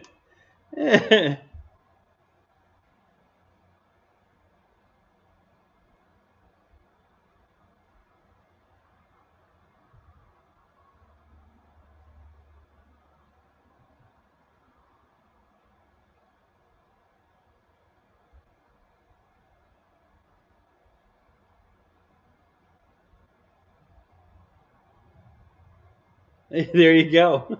Your son figured it out. Dan Zimmerman, what's up? Welcome to the show.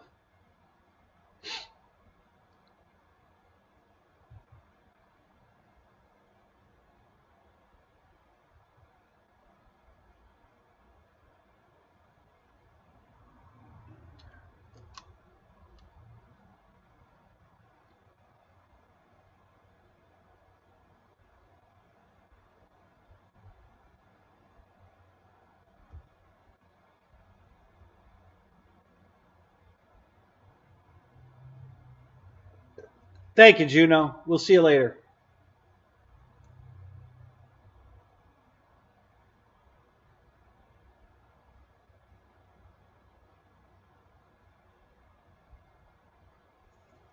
No, Lyndon, I haven't assembled it. Just took it out of the box. It's still sitting here, working on it. It needs a lot of housekeeping. We gotta do a little redecorating. Where they have everything laid out in the plane won't work. So RC, if you watch RC Informer's video on this plane, or Chris Wolf, RC Geek, they'll show you what they did, and I'm going to do something very similar. You got to move everything out to the walls, leave the center open. The way it came, I couldn't put batteries in it, and you'd never get a fuel tank in it if you wanted to fly a turbine. There's no place to put a fuel tank in it. So yeah, it wasn't laid out right at all, and so just gotta move things around. That's all. Not a big deal. Just a little time consuming.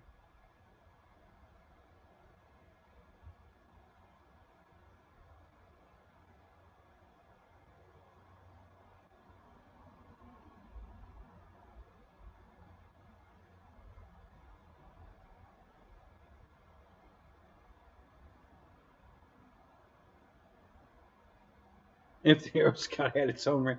Don't they sell a ready-to-fly version of the Aero Scout? I think they do, don't they?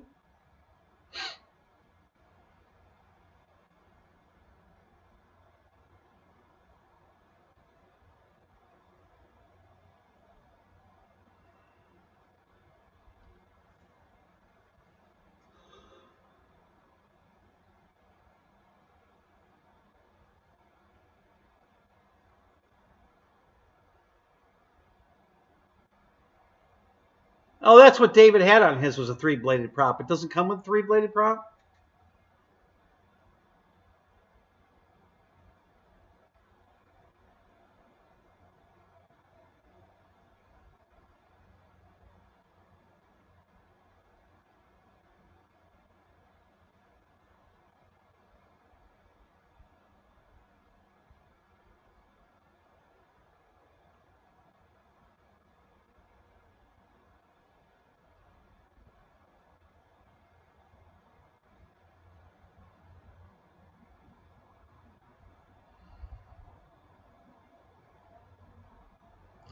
$329 ready to fly. Yeah, that's why I thought it came that way.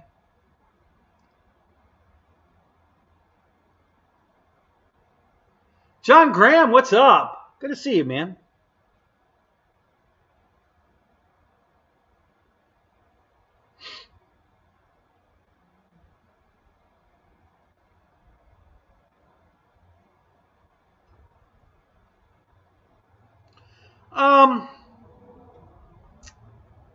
Well, if you want to call it a fault, yeah, I mean that's the way they built it.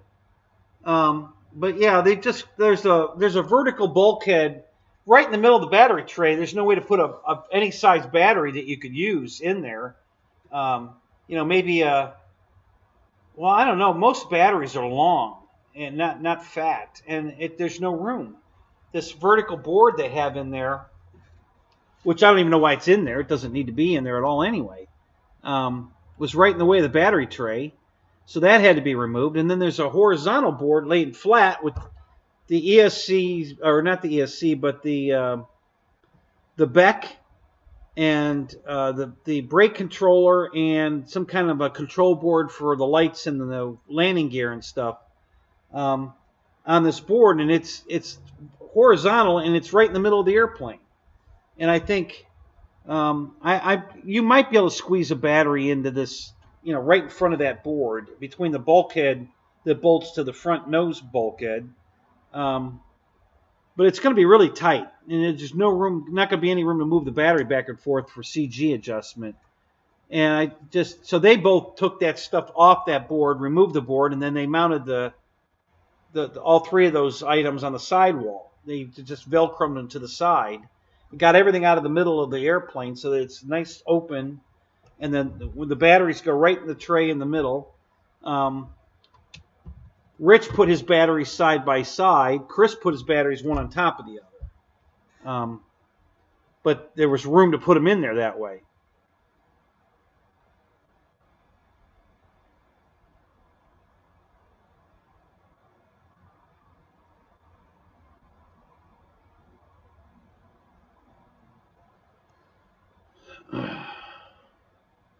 Yeah, I thought the Aero Scout came with every a bind and fly and a receiver ready and then a complete one with the charger and radio and everything. I thought there were at least a couple versions of that.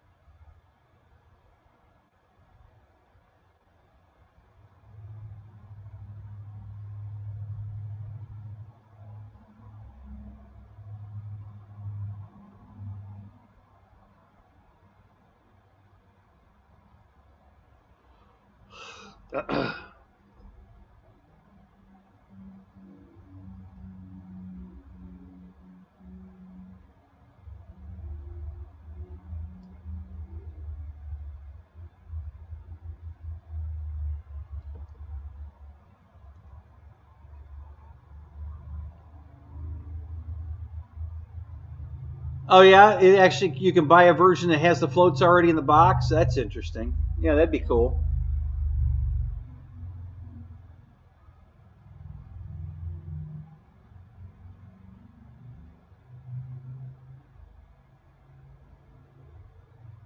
Oh no, that's not a beginner jet, Lyndon. No, absolutely not.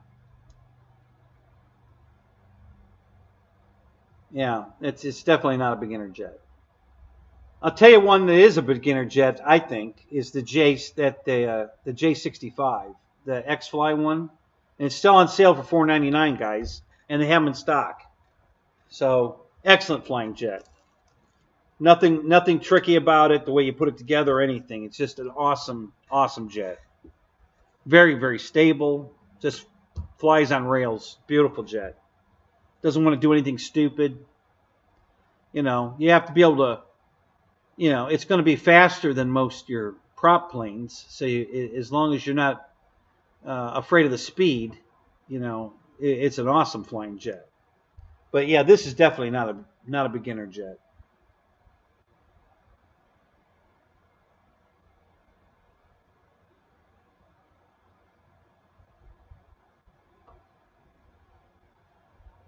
Oh yeah, you didn't like it at first, the SU-27, huh? Brian Chambers, what's up? Good to see you, man.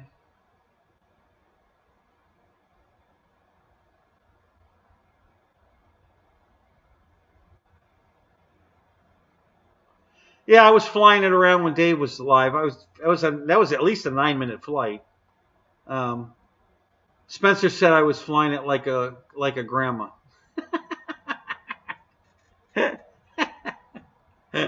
Yeah, Sonny, that's me, Grandma Kenny.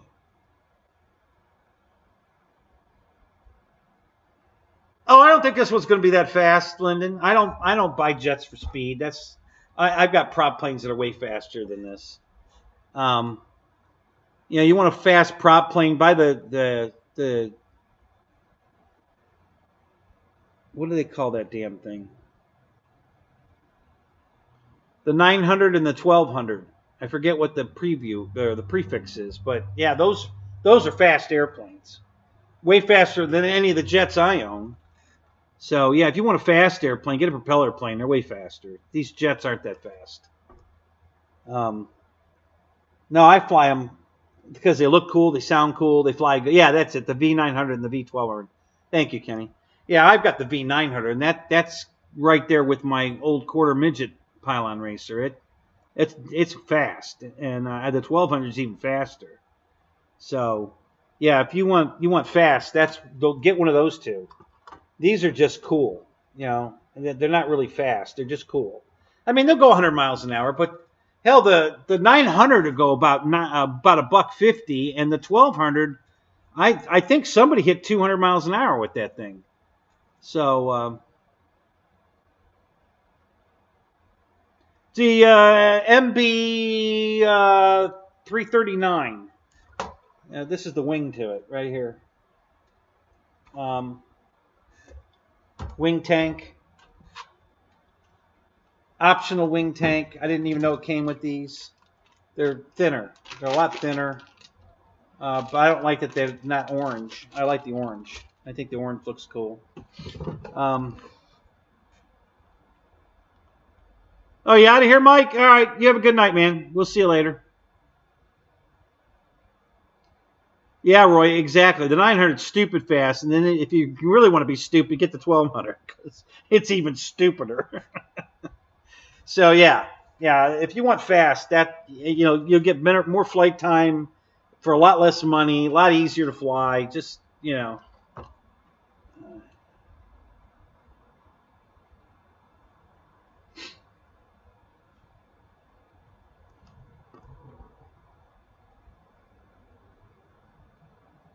Well, I don't know how fast you think it goes, Lennon, but I don't think it was that fast. It's not as fast as the V900. So, it's over 100 mile an hour, but that's not fast. I mean, most of my jets, even cruising like I cruise them, are doing 80. Which is fast for an RC airplane, but not for the jets aren't necessarily fast. These jets, anyways, they just look cool. They fly cool and they sound cool, but speed's not their objective.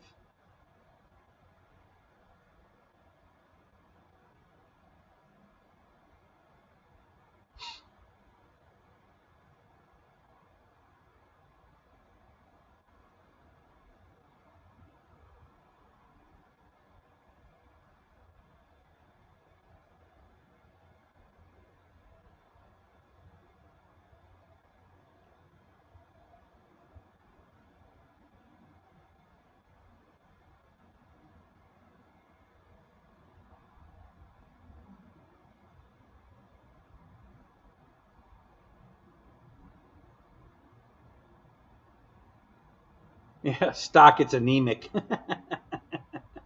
See, everybody's perspective of fast is different. So I don't buy jets because they're fast, and that's the wrong. If you want to go fast, there's way better choices than buying a jet.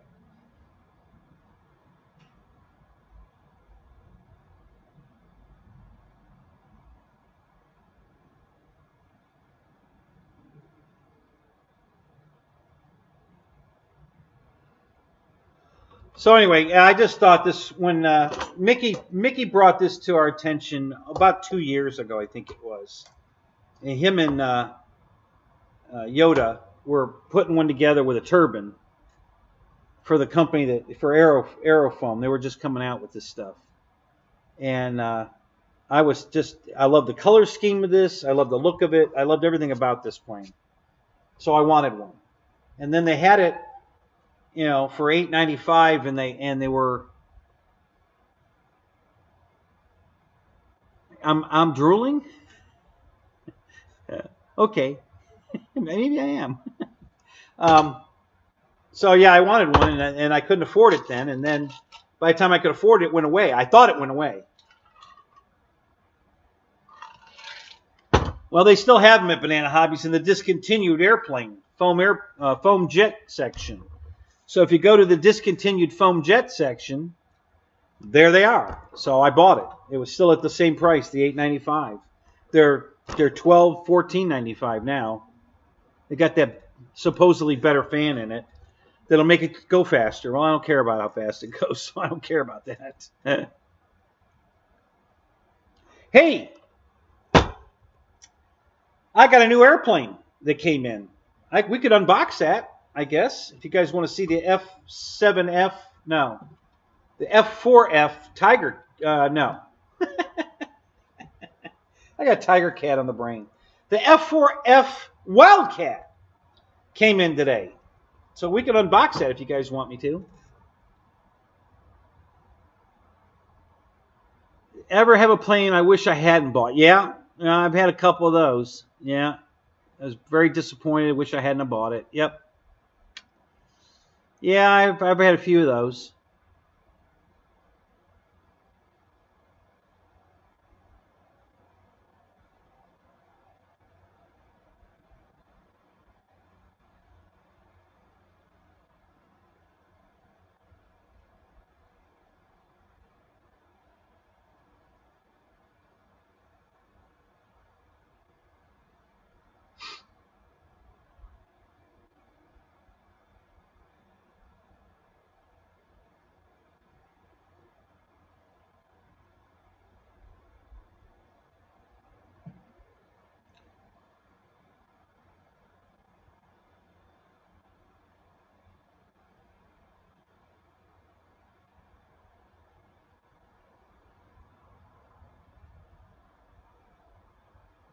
Yeah, we spent all this time talking about the Aero Scout. Yeah, I know, because that was exciting. You guys love that thing.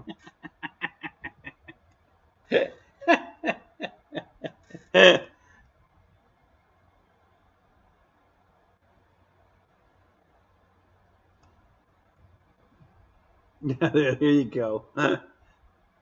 Paul wants a Golf Club Express.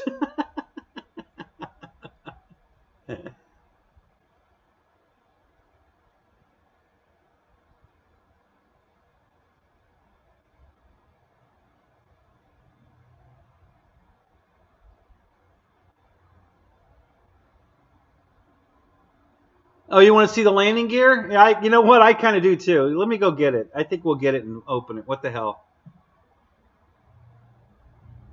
Yeah, Lyndon, the Tiger Cat's awesome. That's a great airplane. That's why I'm rebuilding this one, and I'm going to buy another one. So I definitely want a new unmolested, undamaged. So I'm going to get another one.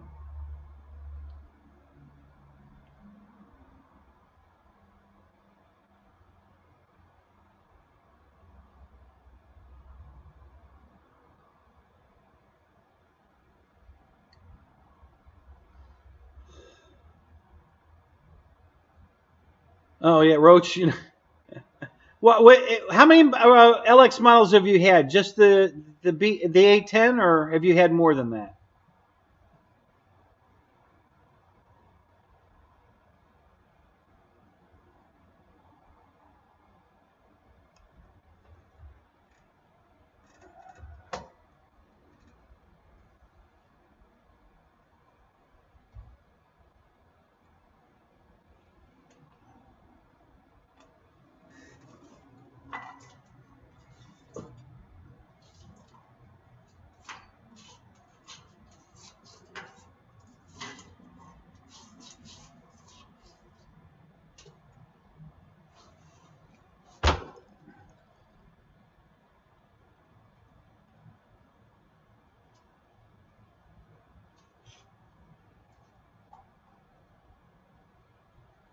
Not going to sit that way. Let's turn it around.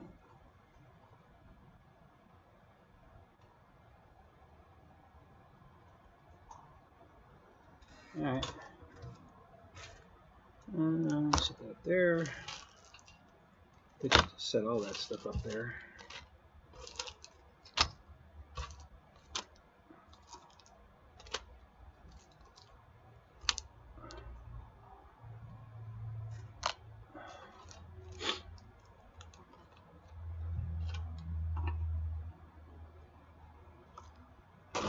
All right. Gotta make room, guys. Gotta really get a box on the table. Hang on a minute. Let me move a few things around here. Get these two and put them over here. And this one over here. That should be safe there. All right, that'll work. All right, let me go get the box. I'll be back in a minute. Just talk amongst yourselves. I'm going to step on these and ruin my day. Set those over there. Okay. All right, be right back.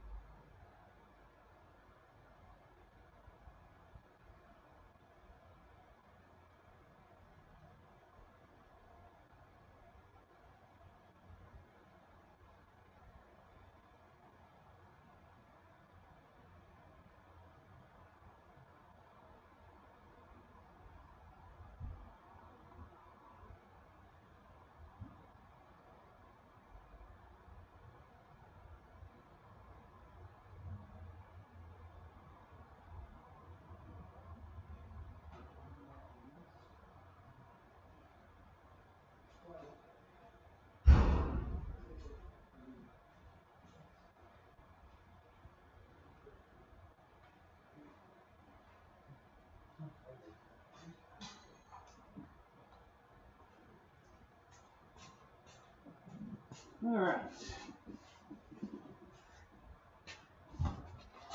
Ah.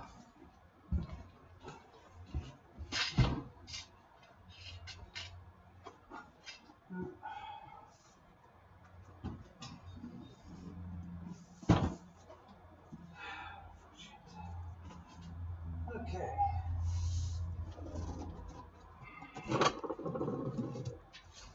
Oh, this is much smaller than the other one, that's for sure. Oh, God. Fuck, it's hot. Okay.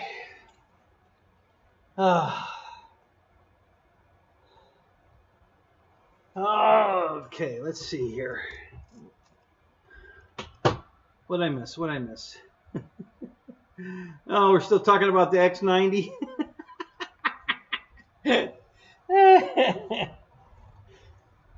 Victor, what's up? How you doing, man?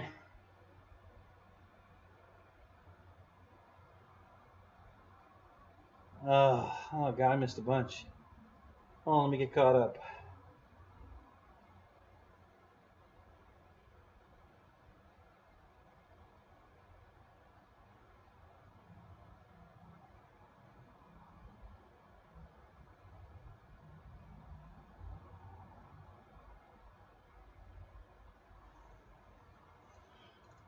What are the predictions, whether it's damaged or not? Yeah, that's a good one, Brian, for sure. Yeah.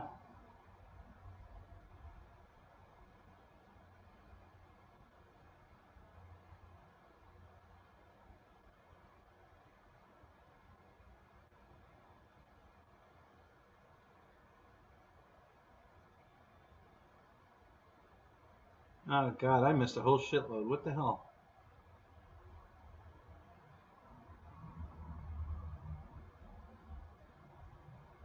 Yeah, look at that. It doesn't even have strings for the gear doors. How about that?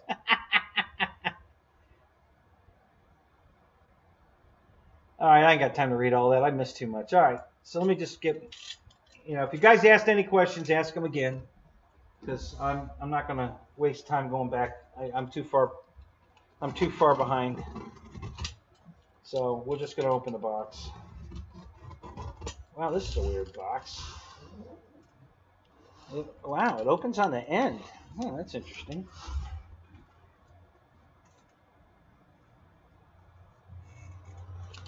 I've never had a shipping box open on the end. The display box is like Horizon stuff opens on the end, but not the shipping box. That's weird. All right. Wow, we even opened the right end. I got the packing slip right here. Ta-da! Any Inspector 12 on here or anything? No? Not inspected or anything. Oh, God. It's going to be crap. It's damaged already. No inspection.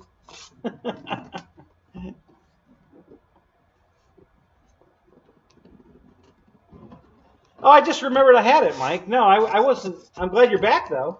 Yeah, I forgot I got it. I've been so excited about the jet.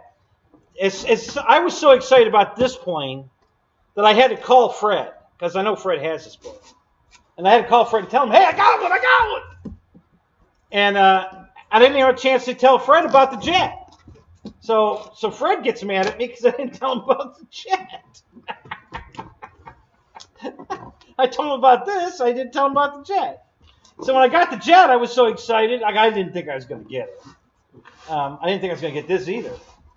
Then I forgot about this because I was so excited about the jet. So I really like both these airplanes a lot. All right. So we've got the suction thing going on. Let's just do it like this.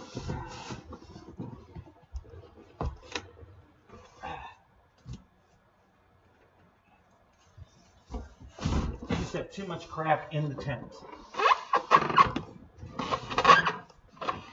It's very hard to maneuver in here.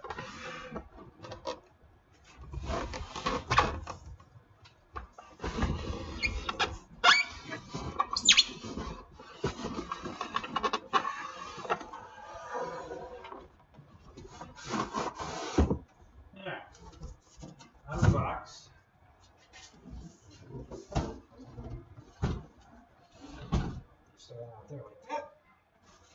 I think this just comes off the top. So this is the display box. Plain brown display. That's the new thing LX has been doing lately. They did away with display boxes. No more painting, paying to have all that printed logo, pretty stuff on the box because they don't ship to hobby shops, so they don't care about a display box anymore.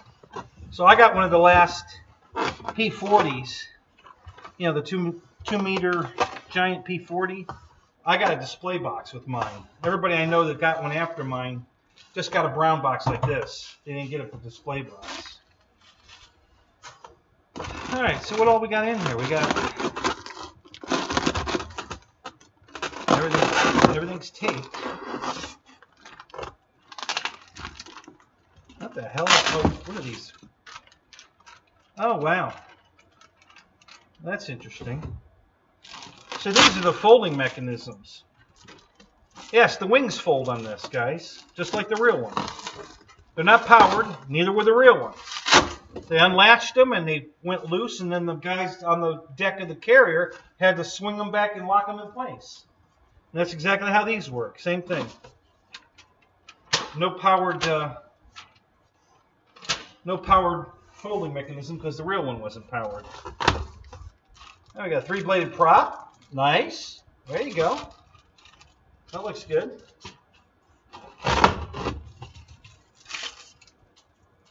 Alright, what do we got here? Got wires. Got, I don't know what the hell that is.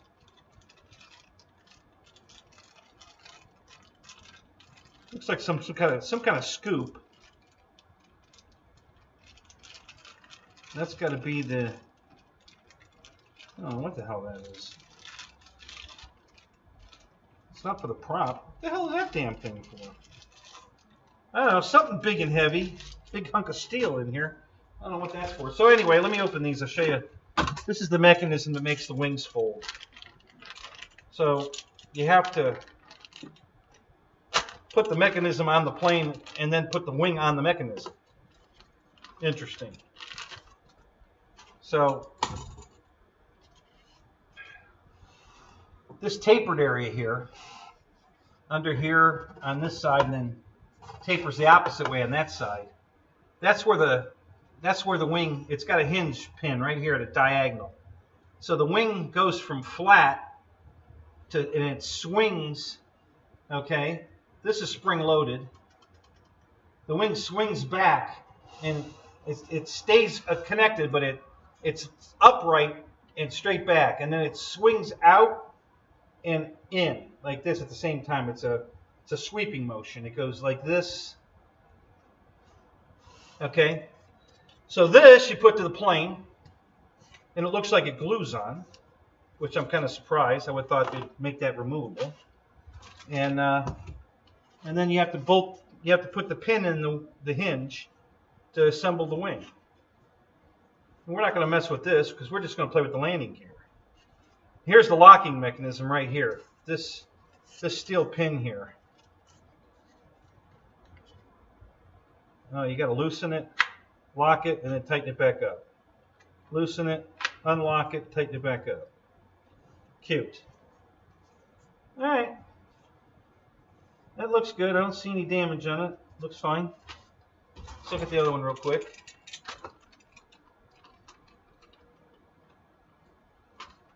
You give up, what is it?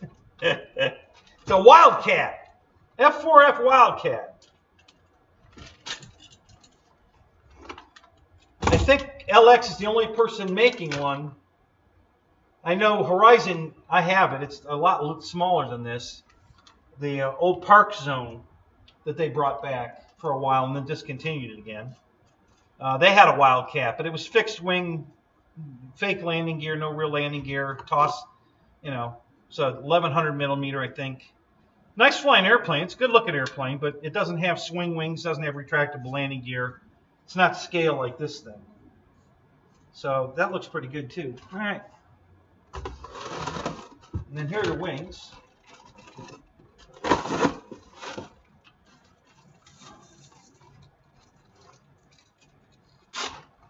Yeah, Brian. It was one of the cool features of this plane. And I don't know if you watch EQ's show, but he put these wings on, I think the Avenger, because they use the same style locking. So he custom made these wings fit on an Avenger that he had. It was interesting to watch him do it. It was a lot of work. I got to give him kudos. That was a lot of work to make that happen.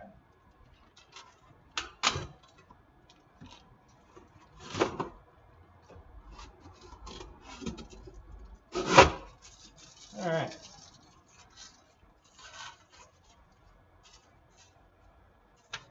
Instruction manual. That's unusual for LX models. I mean, we actually have a full-size paper instruction manual. Oh my God. Who is this company? Where did this come from? I've got at least 10 LX models, I think. I've never seen this. This is a first.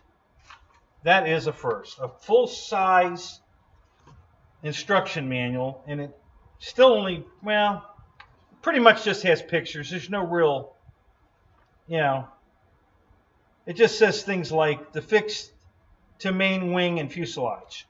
That's it. I mean, they're really not telling you how to do it. They're just telling you what you're looking at in this picture. It's kind of, they're still cryptic, but at least they're full size.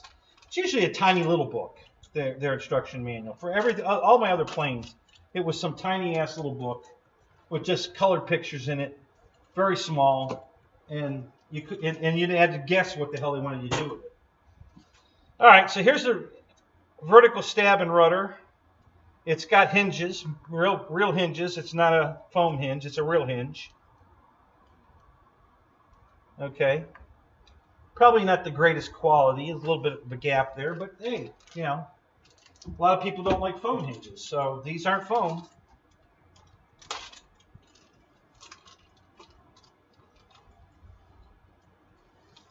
All right, let's get the, no damage on this, and the decals are on it. That's another thing. LX, usually you have to put your own decals on. They're already on this one.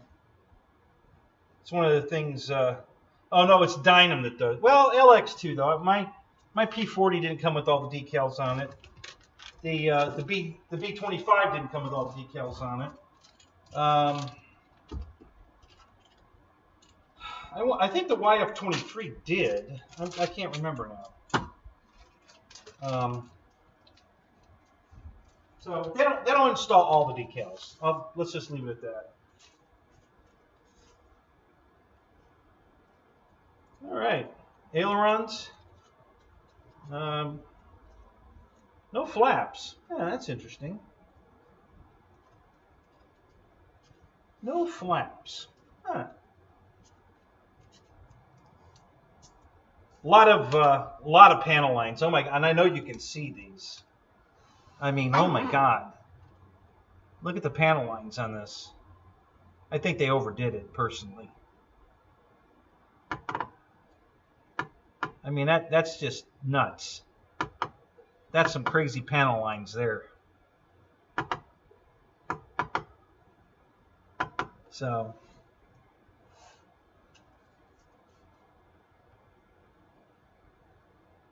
yeah, the bottom of the wing didn't come out as good. Let me put that up there again. So, all right. Yeah, that's good. I mean, crazy, a lot of pop panel lines, but I don't see any damage. Everything looks good. No hanger rash, no compressions, and nothing. Real nice. And their foams. Listen, it's beer can foam, if you want to call that a beer can cooler. I think it's EPO film, but it's definitely a different mix of EPO, because this stuff is really light. It's not like that EPO is heavy as shit, the foam they're using, and that's what FMS uses too. Their planes are very heavy. These LX planes are always very light. Very light. So, yeah, I don't see any damage on that one either. That looks good. All right. That's pretty much everything in the box except What do we got here? Oh, here's the quality card.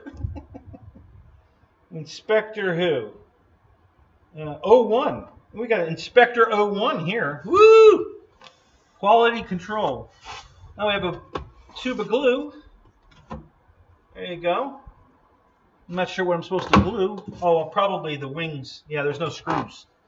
So the wing mechanisms that go to the fuselage glue onto the fuselage. There's no screw holes, so I have to glue those on. And here's the main fuselage. And I think that's everything, right? Nothing else in the box? Nope. No, everything looks good. All right. See, a lot of times the LX models you have to put the motor in it. This one's already got the motor in it. So that's interesting. That's different.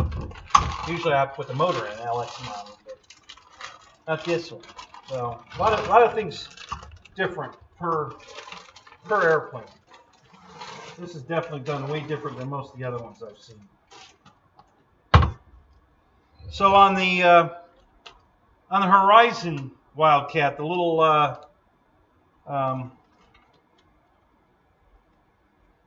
Park Zone flyer, it looks just like this. You see the wheels are just decorative on it. They don't really work.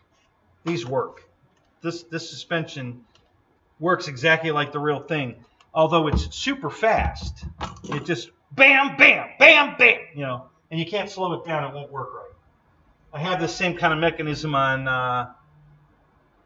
my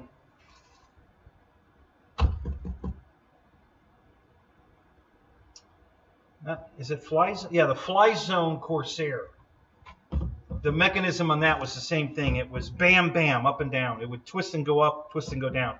You couldn't slow it down. It wouldn't work right. It wouldn't lock in place if you slowed it down. So it was kind of a pain in the butt. All right. I don't know how to open the canopy. I don't know where the battery hatch is. So let's... The canopy looks like it comes off, but that might just be a glue joint. What's going on here? What is this for? Oh, that's the steering wheel. Yeah, I had another one do that too. The tail wheel is steered. There's an arm coming out the side of the tail wheel, and you hook it a separate rod to the rudder. There's a servo arm going to the rudder, and then there's a separate arm coming off the rudder that goes back to the tail wheel, and that's how they steer the tail wheel. I've got another plane that does that too. I can't remember what it is. It might be my Park Zone Beaver, I think. I'm not sure. All right, so let me move this stuff so I can sit down because my back is starting to kill me. This ain't working for me. Oh, shit.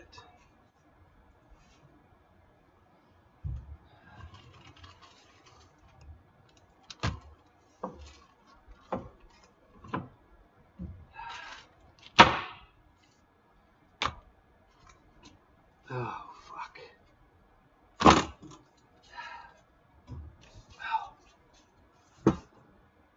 Oh. All right, I'm sitting down. All right, let me read some of the. You have the UMX Wildcat. Yeah, I don't have the UMX one. It's the Park Zone size one. It's a little bigger than that.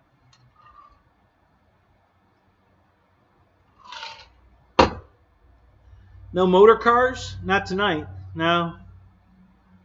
No motor cars tonight.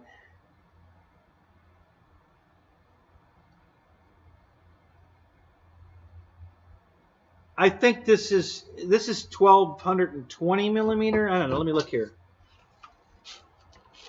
I think it might say in the instructions here. I could look it up online, but it might be faster to look it up here.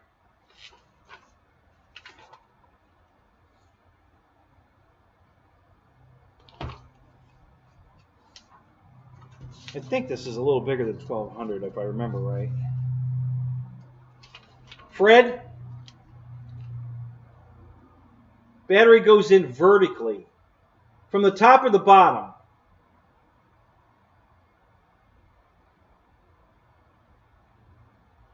Oh, I saw. It looks like there's a screw in mine. So the battery goes in vertically. Yeah, they gave me instructions. Can you believe it?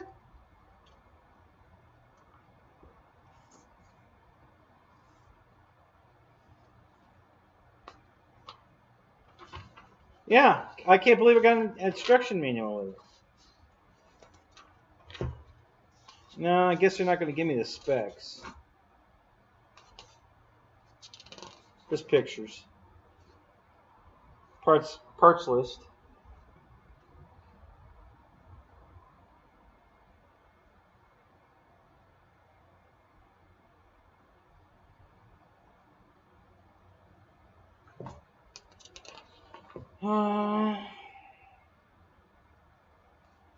Yeah, no, it's not giving me the specs. So I'll have to look them up. Alright, let's put that down there for a minute. So the battery goes in the top vertically. Mine looks like it has a screw on it, not a latch or a tab. Let me look. Let's make sure of that. I'm going to put the propeller over there for a minute. Let's take a look.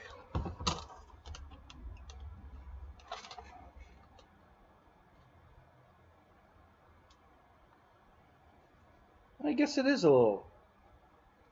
I don't know which way. I have to turn it. Oh, that looks like it stopped that direction. Let's go this way. No. No.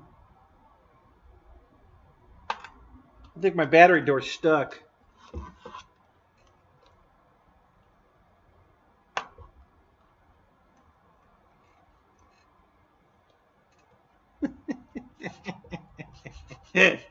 Okay, I'm sorry, but this is kind of funny. You know, this is. You know what plane had a similar? I have a P-51 Mustang from Arctech, if you remember that company, and their battery goes in similar from the bottom, but it goes in vertically like this. That reminds me of this. I'm like, oh my God, really? Not this again? Oh my God. And they have this big vent on the bottom here for the ESC cooling, right? Well, that looks much more like a battery door to me than this damn thing in the front here. Oh, God. Oh, wait. I got it. It popped open. Come here. Come on. Hell, I had it. What happened? It opened. Damn it.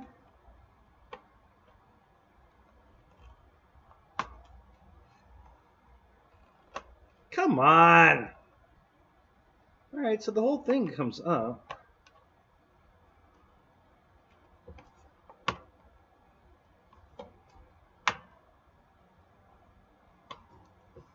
Damn it.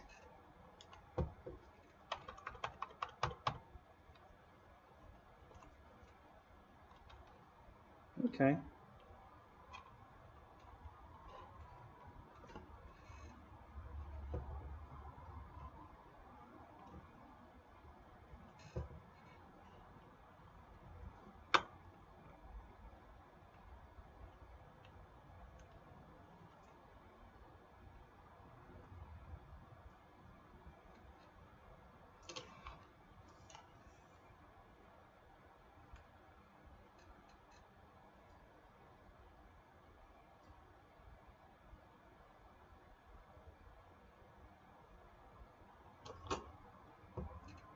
All right, hang on a second. I'm getting some advice here.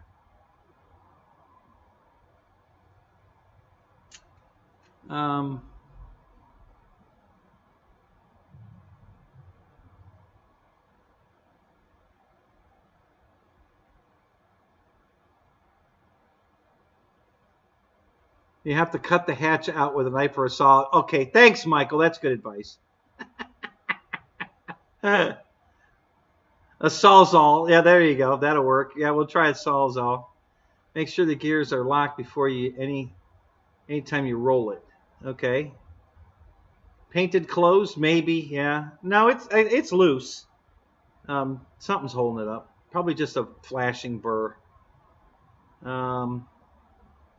Read the manual. There's nothing to read. There's just pictures. Yeah, it's at least they're bigger. Well, they're not even pictures this time. They're just drawings.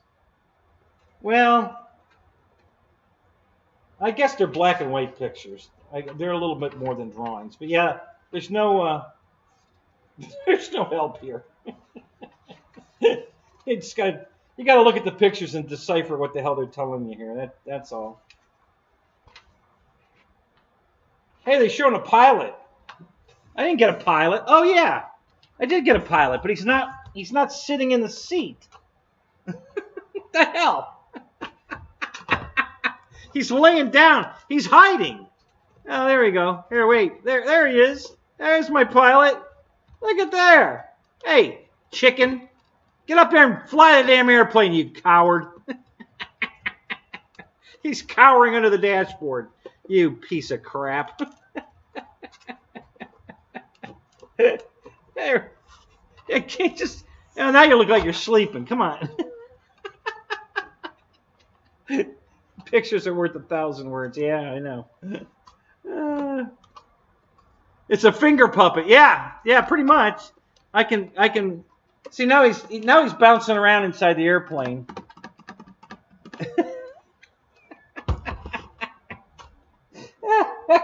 Oh, that's funny.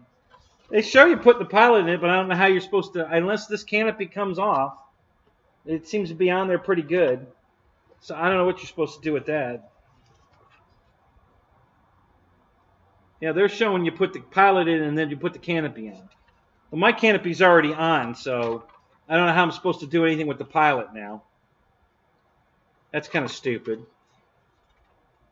They show you putting butt on his butt, putting glue on his butt, and then you put him in the seat, but then you glue the canopy on. Well, my canopy's already glued on, so I don't know what I'm supposed to do with that.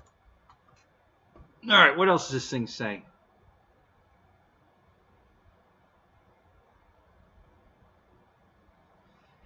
Yeah, no, it just rotates. Yeah, it rotates. I got it to rotate, and it's loose, but it just won't. And it's it's banging up and down right here now. It's loose. I just can't get it to come open. Something's holding it closed.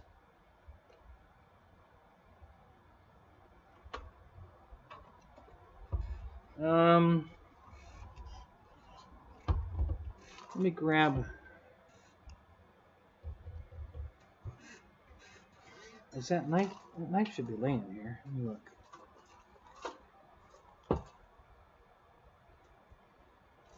Yeah, this is your typical LX model. That's what you usually get. It's something like that. So I got that with the aerofoam. This is the LX. I don't know. The world's all screwed up.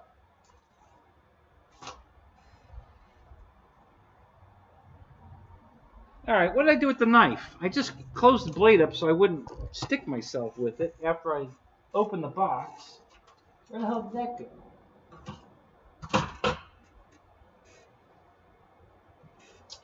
You butt. Where the hell did you go?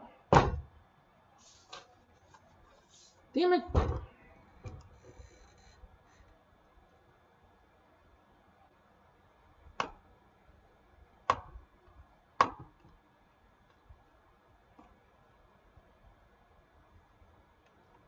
Screw it, put it back in the box. It's broken. We're not giving up that easy. What, do you got a date? Where are you going? I'll be more entertaining than your date anyway. Just keep watching me. I'm bound to screw something up. Come on. It is the shit show, for instance, Give me a little credit. Hey, I got it! Oh, it doesn't hinge. It just comes off. There you go. It falls off. What the fuck? All right. Oh, that's a great mechanism. Okay. All right. So here's the power cord for the battery. Yeah, that's great. Where do I put a receiver in it? How do I put a receiver in it? Where the hell does that go? Now we know how to put a battery in it. How do I put a receiver in it? I'm guessing in this hatch on the bottom. This one's much easier to open. Okay. Ta-da! All right. Now we got a place to put a receiver. I don't know how they expect you to hold it in there, but all right. For now, we'll just go with it. All right, what do we got for wires here? We got one that says Chinese. It's a fortune cookie. Your luck is going to change tonight. Oh! Maybe I should stop playing with this and go inside. I'm going to get lucky. All right. So, what does this say?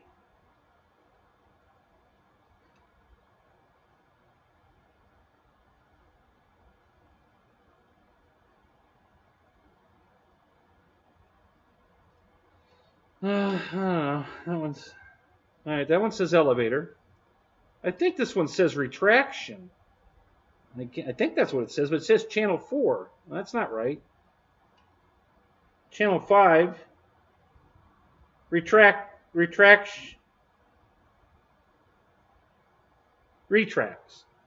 Okay. Well, what's 4 say? Oh, direction. It's a D. Direction. So instead of rudder, it says direction.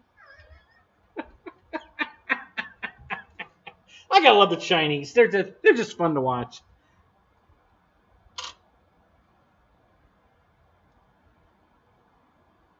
He wants to see the paint video.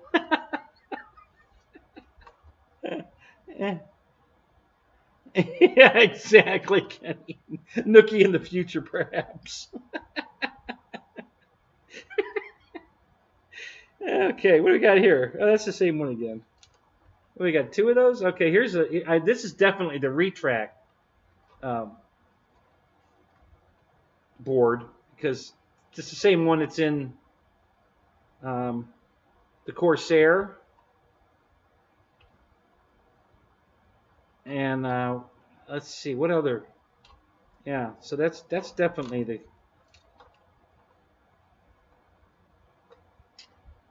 All right, let me look at one thing here real quick. I just want to see. So this hinge goes on here like this, guys.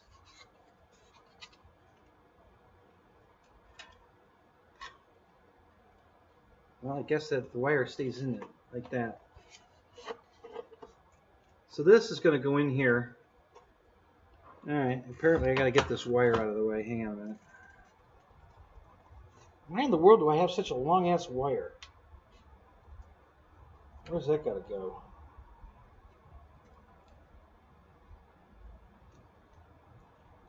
Can you imagine how easy this plane will be to put in the back seat of your car when the retract's up and the wings folded back? You know, I mean, that's going to be like super simple, super easy to sit this in the car. I think that's the wrong one. I need this one.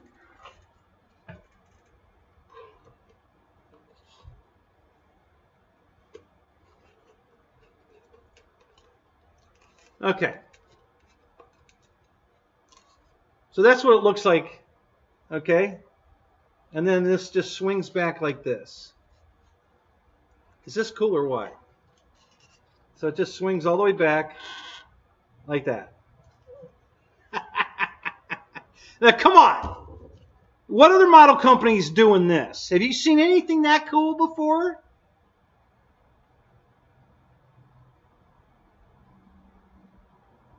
You don't need power to pull the gear out? No? Mac, do you have one of these? So look at that mechanism. Here we go. I'll put it back. Look at this. See how it's just, and that's exactly how the real one works, guys. I don't know if you knew that or not, but that's and it's mechanical. There's no power on this. They unlatch it and it goes to this position on the deck, and then the guys working the flight deck grab this and push it back the rest of the way. Just like that. It's exactly how the real one works. Okay? So yeah, so that's it. That is one cool mechanism right there. That's how it works. I wanted to show you that. I don't know how many of you guys know how a Wildcat wing works, but that's how the real one works. It's exactly scale. So, you know, you got to give them props for that, guys. That's pretty cool. All right? I'm sorry, but I think that's pretty fucking cool.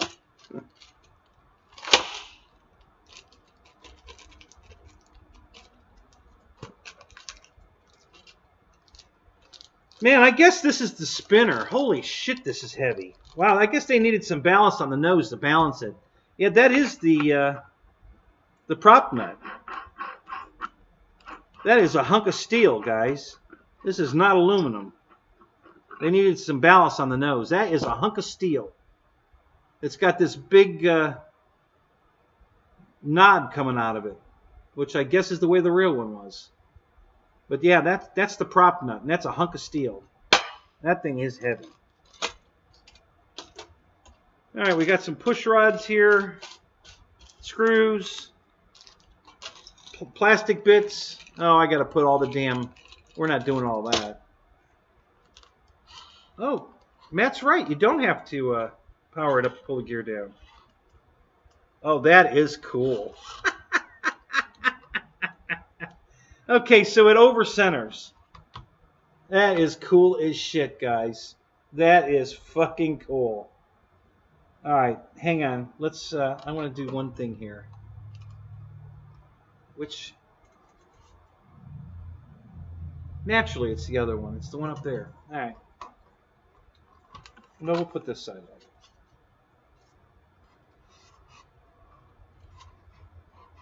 Oh, am I glad I bought this airplane. This is cool. This is really cool. I'm sorry, guys, but this is fucking cool.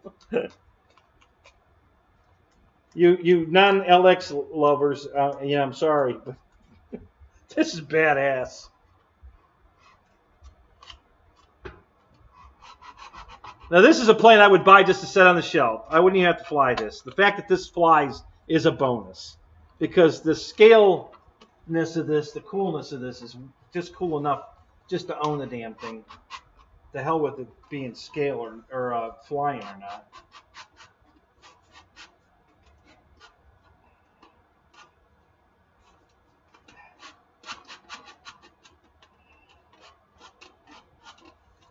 I'm trying to give you guys the full effect here. That's why I'm trying to put this on. Well, that's close enough. I'm not going to fuck with it. All right, so here's how the gear looks. Look at this. All right. Oops. Let me change something here real quick so I can see what the hell I'm doing.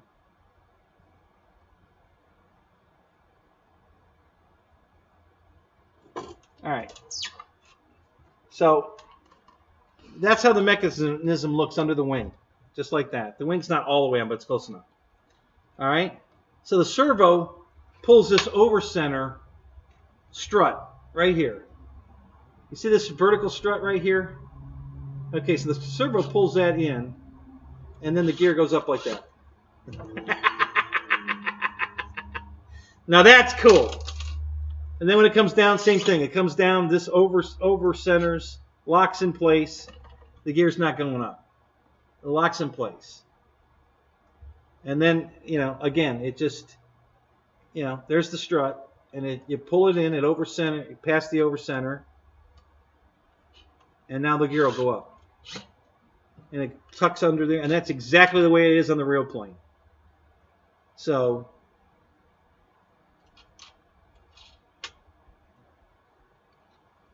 it's motors, not servos. It sounds like servos. But you're probably right. That's probably why we're not screwing it up. Yeah.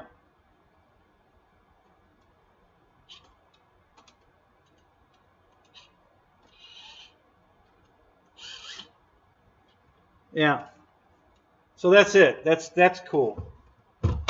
So that's how that works, guys. And then the way the wing, you saw how the wing.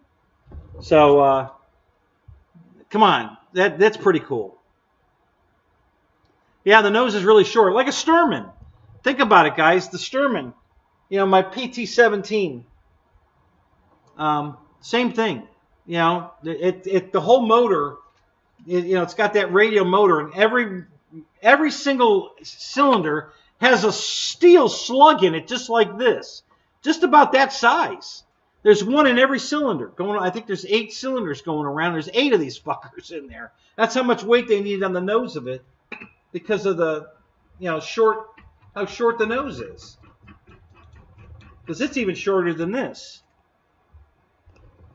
So,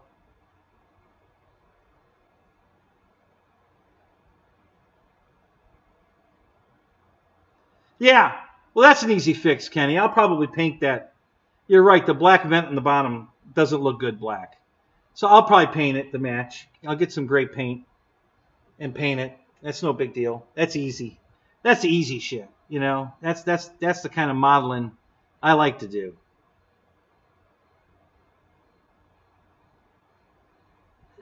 Thanks, Paul.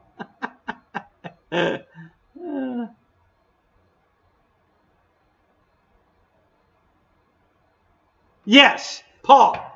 This in a 2000. Can you believe that? That would be awesome. I would love this in a 2000. There's so many planes. I want the dive bomber. I would love to have that. The Avenger, I think it is. Oh God, I can't think of its letters. Where's EQ tonight? Damn it. How's he doing? I hope he's doing all right.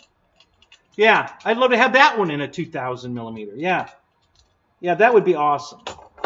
But you got to take what you can get for now. And I've always wanted this because of the swing wing and because of the landing gear. This is so cool because it's so unique. You know, there's nothing out there like this. I mean, I know they make this landing gear for a big, you know, ARF Wildcat, but I don't even want to talk about how much that thing is.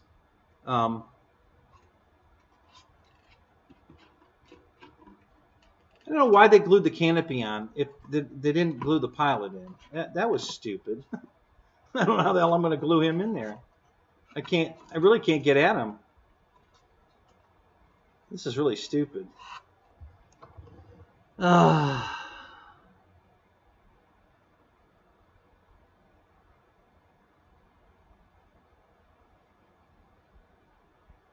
You saw in the instructions, yeah? Oh, well. I fucked it up forever.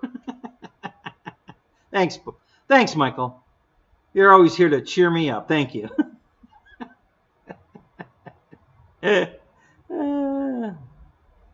Yes, the Douglas, yep.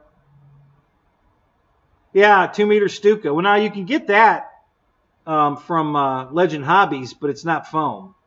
You know, it's a ARF and it's wood. Yeah, bigger fly's better.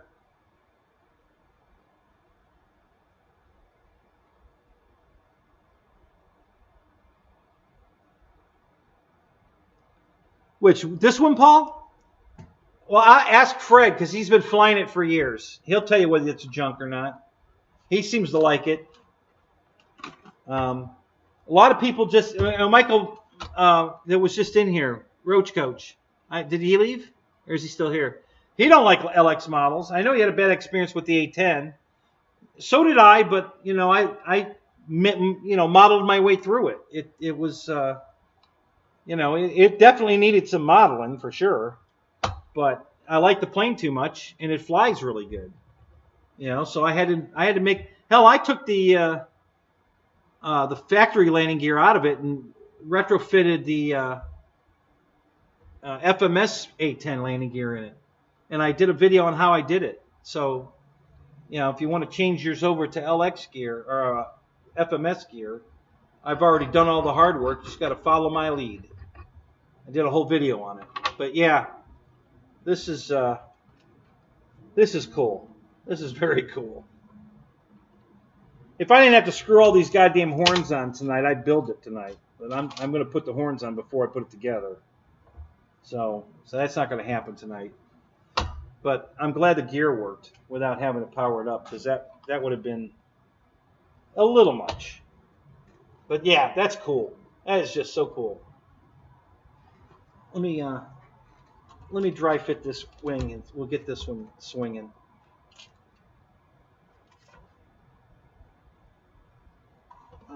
Yeah, get this up here.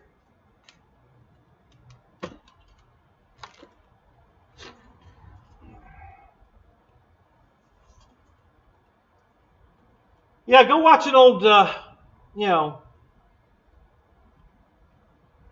what do they call that? Shit. I'm gonna brain fart. That's what happens when you get old.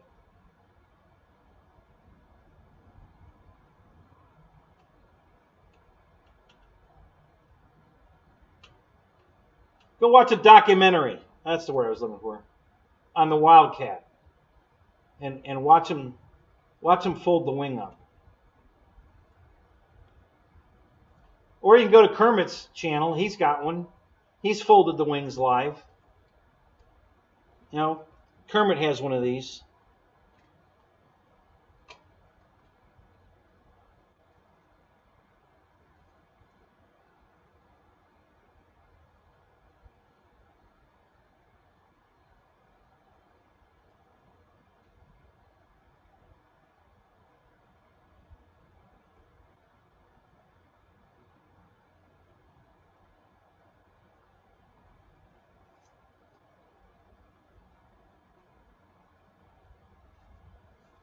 All right.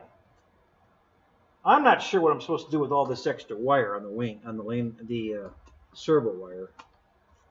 I'm not sure how that's supposed to work, but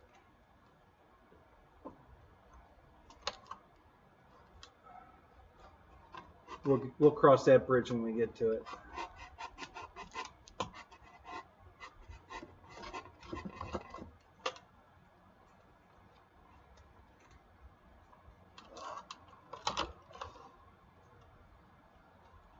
All right. So there it is, guys.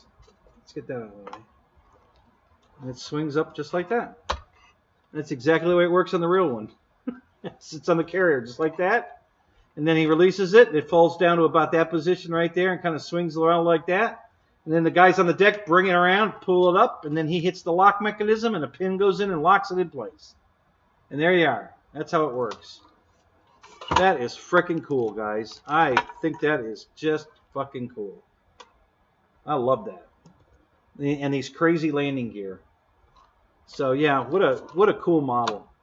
Man, I'm happy I got this.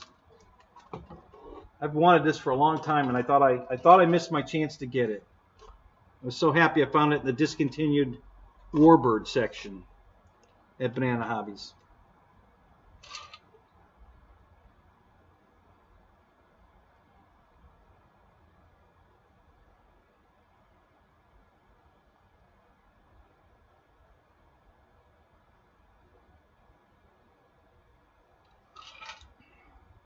Nine years ago. Oh my God, you've had this plane for 9 years? Holy shit.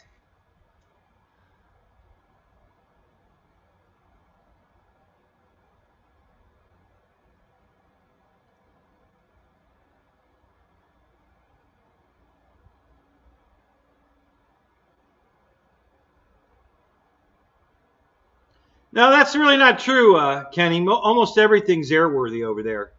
That really is. If you go and look at his channel, he flies all of it. He's got a Mustang. This one flies.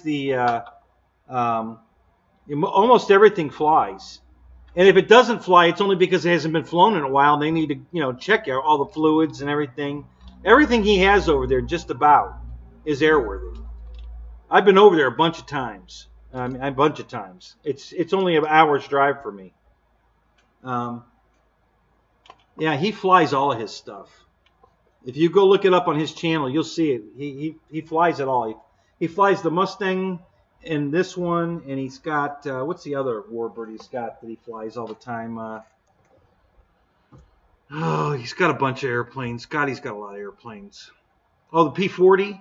He flies that one. It's got the German Storch. He flies that. He won a couple of contests with that one. What else he got?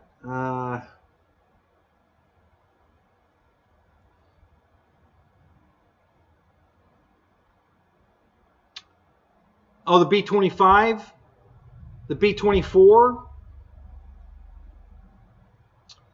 Both of those are airworthy. As a matter of fact, the B-24 is in the exact condition it came back from the war in. I forget, one of the old countries that was still using it, Israel or someplace was still flying B-24s until the 80s, I think, or 70s. I forget. Well, anyway, he flew it over here just the way it was. It still had real guns in it, which is not allowed. You get in trouble if you've got real guns in your World War II airplane. You're not allowed to have real guns in it. He flew back with the guns in it and everything. All the turrets had guns and they were loaded. And they flew it back here, flew it right to his place, and it's parked in the hangar, still in all together. They haven't touched it since they flew it in. So obviously it's going to need fluid changes and maybe some seals replaced, that kind of stuff. To technically make it airworthy, but it's sitting there the way he flew it in. Have you ever been there, Kenny? If you haven't, you should come down. It's a nice place. It used to be fantastic. I can't believe they tore down what they used to have. It was beautiful, but they're not going to do that anymore, and I'm kind of sad because they really had a beautiful theme to go look at the airplanes. He's got a B-29. It's not assembled yet. He's got a P-40 that's not assembled yet. I think he's got two B-17s. One that's all intact, and then one that's cut up a little bit because it was on display inside the building. That it was parked on he did a Disney thing. So you walk into this big hangar. You don't know you're in a hangar. It's pitch black. There's stars, in the rafters. They got little tiny twinkle lights up there, make it look like stars. There's woods over here, snow on the ground, snow on the field, animal noises in the woods. I'm telling you, it's like Disney. And you walk over to the airplane, and they put a door, a regular door, because a B-17 doesn't have a regular door on it, so that you could go up a couple stairs and step into the airplane in the tail. Then you walk up to the front. It's on its landing gear. There's two animated mechanics. One's laying on the wing, and I think the other one's under the wing. And they're talking to each other. And the one mechanic's legs are moving, and the other guy, I think, is moving a wrench or something. So they're animated. And you're walking up through the fuselage, and all the navigation station's there, the radio station's there. You keep walking up. The guy in the turret above you is up above your head. You got to duck under. And then, sounds like your bathroom theme.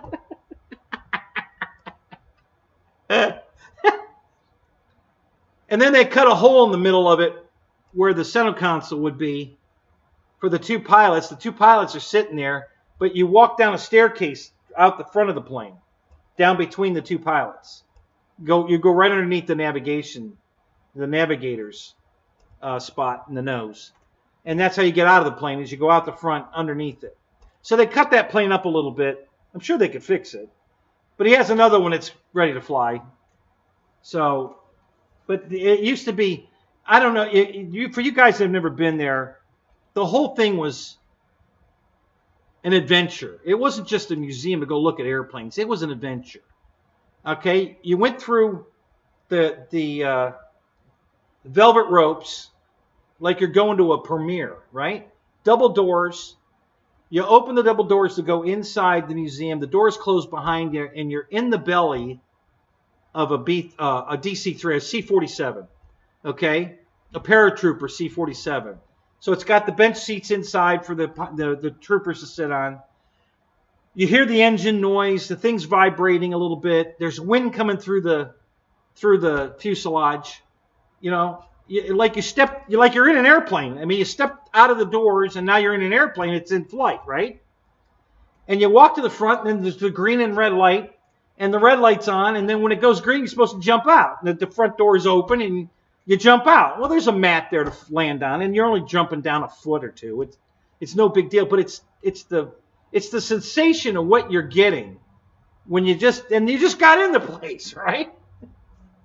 Then you follow these paths, and the paths are all lined with sandbags, both sides, walls of sandbags, higher than you can't look over them. It's way too high. They're like 10 feet high. And you walk down these paths, you come to a tent. You go inside the tent, there's benches in there, and they're going to do a mission briefing. And it looks like, I don't know, one of the colonels, it's a silhouette of him.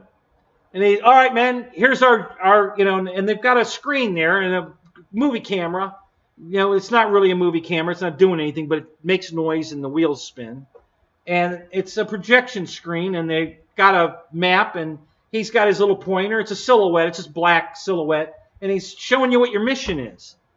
And then when that's over, you get out of that tent, you go down, and there's like 4 of those tents in the whole place. So you're going to go see an airplane, a couple more attractions. You're going to come to another tent, another mission briefing. It was awesome, guys. I love that place. I used to go there all the time. I've been there like 7 times. I love that place. And then he took all that out to make his fabric shop to fix his fabric airplanes, and and he built that second hangar across the runway now. And now there's just airplanes on display. There's no theme, there's no music, there's no sound effects, no sandbags. All that went out the window. It's just airplanes parked in a hangar, and you can walk around and look at them. That took all the fun out of it for me. I mean, I still go over there, but I really liked how he had it set up. I thought that was awesome.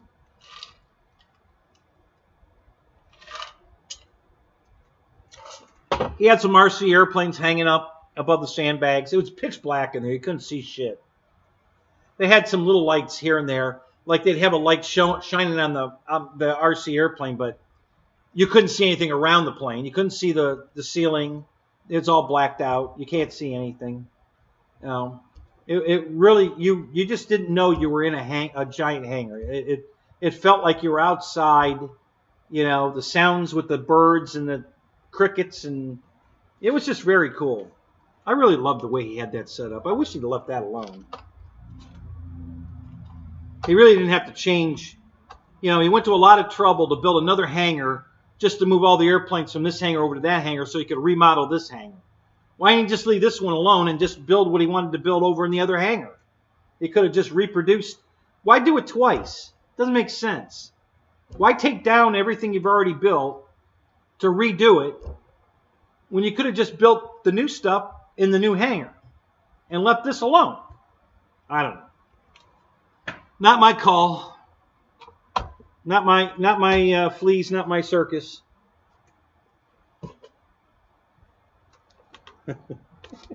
I just love that.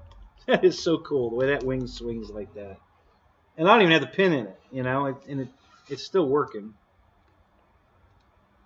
So, yeah, that's just cool. Just a cool airplane, guys. Man, I'm so glad I got this. I didn't think I was going to ever get one. I thought I missed my chance, but I guess I didn't. I got it. So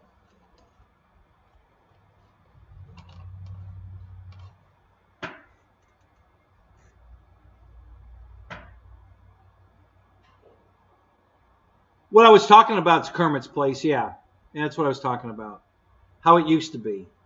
He's changed it all now because he wanted, I guess originally he set the building up to be a fabric shop and a wood shop for the wood parts of the planes and a sheet metal shop, and he had it all segregated out and everything. But I don't know, at some point he decided that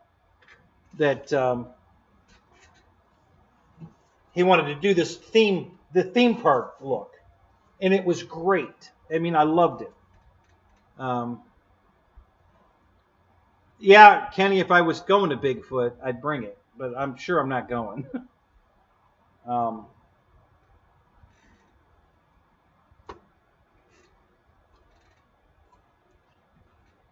We'll see. It just depends on how things materialize with all that's going on right now. Uh-oh. Oh, man. My little latch fell off.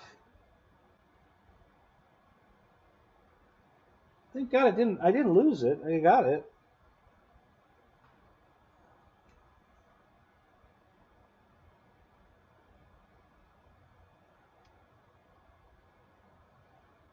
think it's just a screw.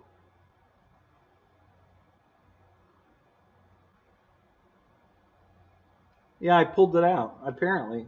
I think I unscrewed it out, is what I think I did.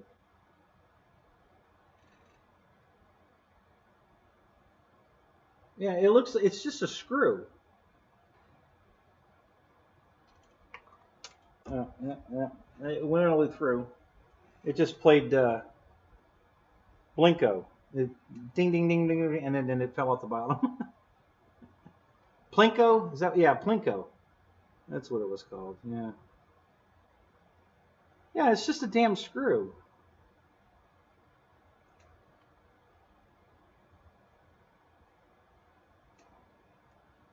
There we go.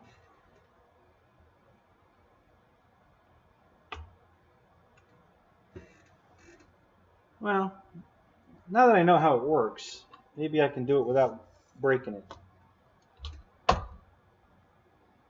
So I thought the screw was attached to this and the screw came off with this. But this actually, you see the big hole in the screw? The screw goes through that hole. I didn't know that. So now I know that. So now I know how to do it. So now the trick is to get the screw lined up so that this will go on over it. And then you twist it to hold it on.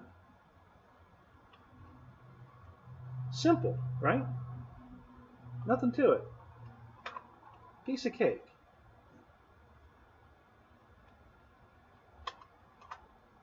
There we go. Come on, get on there.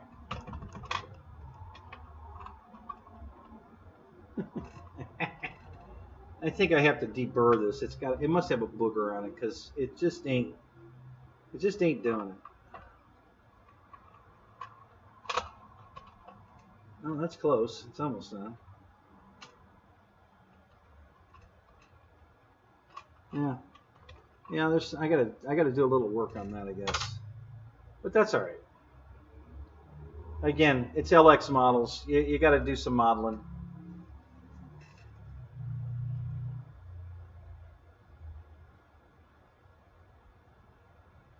Yeah, no, it's actually pretty easy. The battery just. I wish I had a 3-cell sitting here. Well, I do.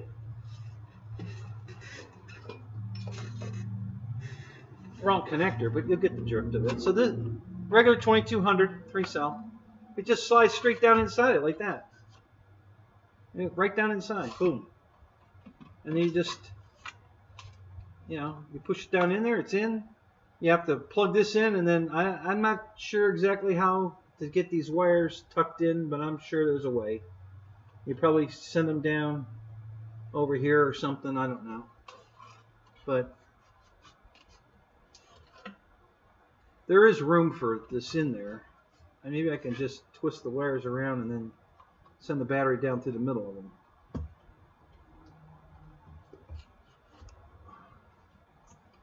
I don't know. Fred, do you put the wires in first? Oh, 2200 4S. Oh, no shit, really? Do you plug the battery in and then send the wires down first, or do you put the battery down first, have the wires at the top? How do you do it? There might be extra room at the bottom where the wires would tuck away. I don't know.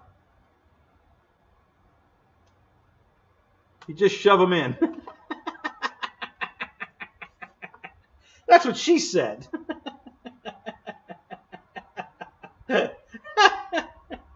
All right, Matt, you obviously have one of these because you know too much about this airplane.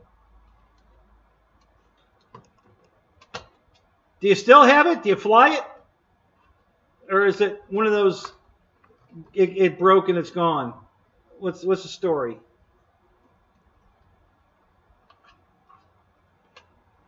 Yeah, see, there's room for that right there. Perfect. I just tucked it in the top there. And this just goes right down in here like that now. And then I could just close that in there like that. Yeah, that'll work. That'll work. There, it's I mean, they're not plugged together, but if they were, there they are, tucked in and ready to go. So yeah, it will tuck in there. You just gotta, like Fred said, you gotta shove them in there. Been years. Haven't you flown it? You haven't flown it in years? All right, you got to get it out and fly it now. Now that I have one, you got to do it. You got to get yours out and fly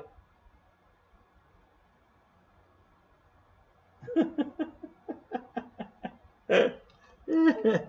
That's funny. All right, so anyway, yeah, that's the deal. This is freaking awesome. Like Spence says with his B1.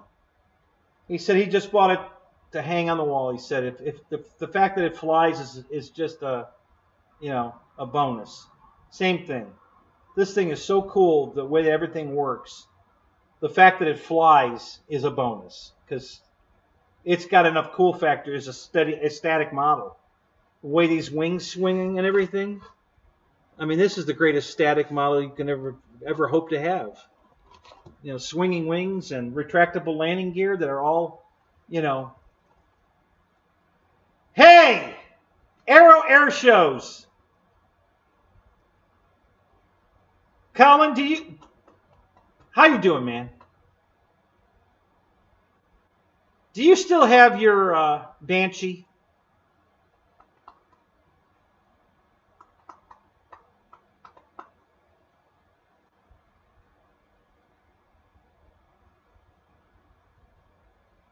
Keith Christie! Sorry, I saw the trolley cars. I meant to say hi. How you doing, man?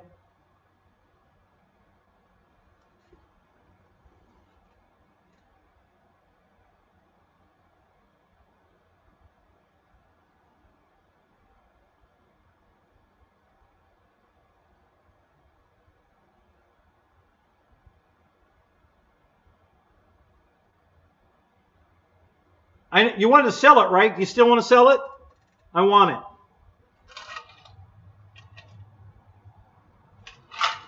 it. I've been talking to Thomas at Legend Hobbies. I ordered the T28, the big one.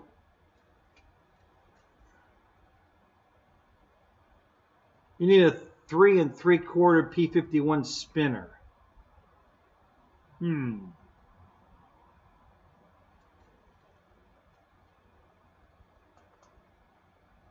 3 3/4. Wow, that's big. I think the 1700 one's only 3-inch, I believe.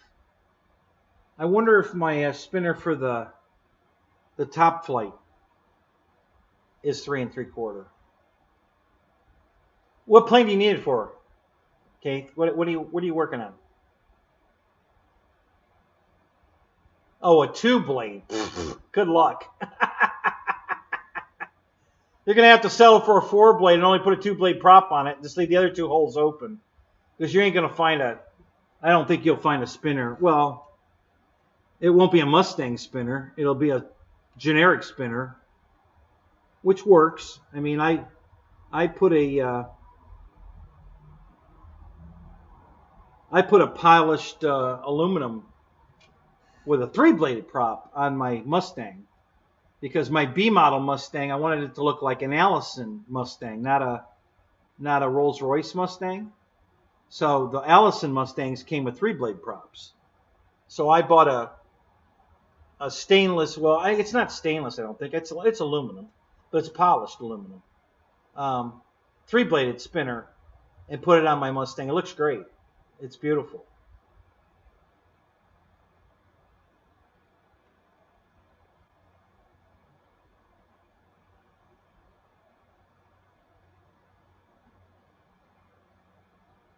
Music on flight videos is gay. You'd rather listen to wind noise? Or background noise, like people talking, or usually it's the wind in the camera is why I put music on a video, is if the camera gets getting hammered with wind noise, screw that. I'm going to put music to it.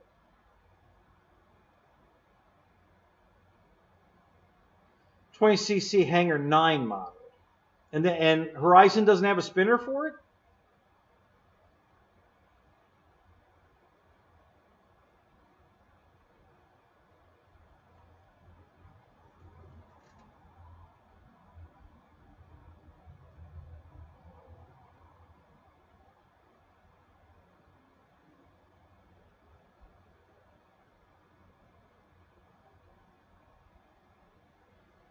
When do you think you'll be in Florida again?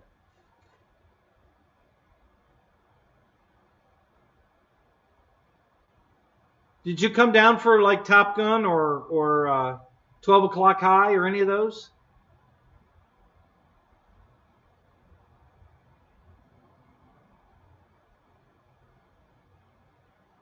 Where's my... Here, let me do this.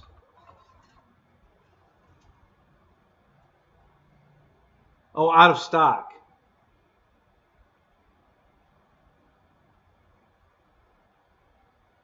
It's wobbly. All right, hang on a minute. Let me look.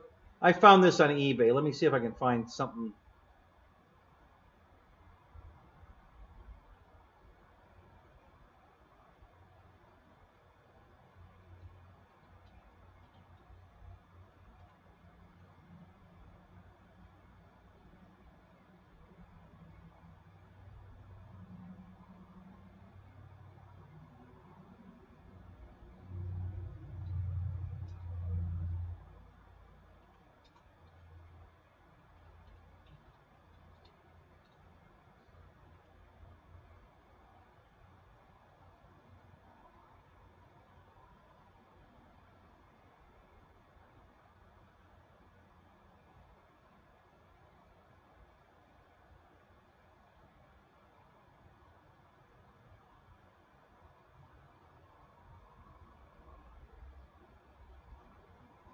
Uh, 3 3/4.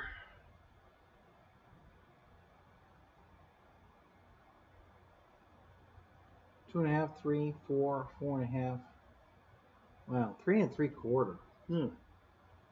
That's an odd size. How about 3D printing one?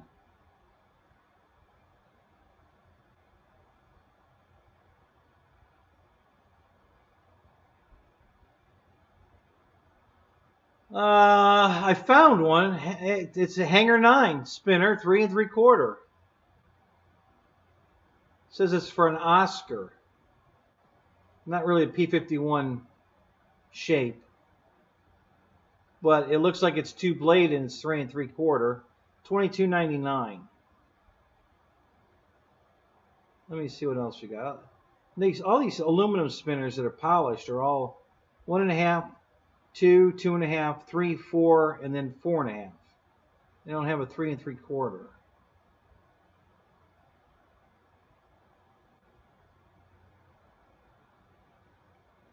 Two and 3/4, black.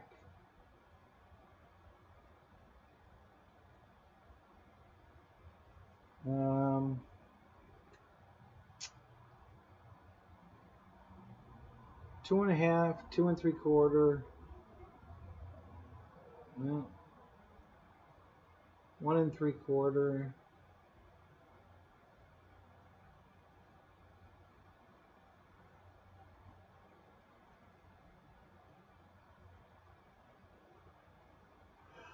Uh, 3 3/4. That's an odd size. 1 3/4, 1 3/4, 1 3/4.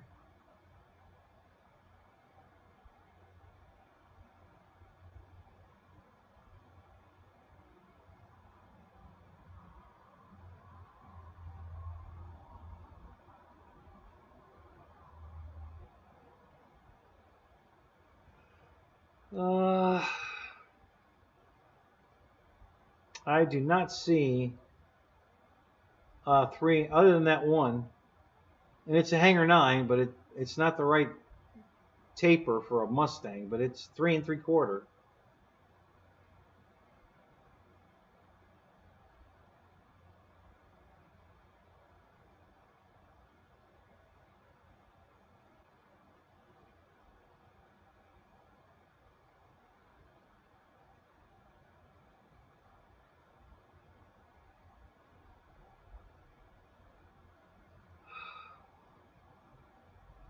Yeah, I don't see one. Yeah, sorry, buddy. The only thing I could think of is 3D print one.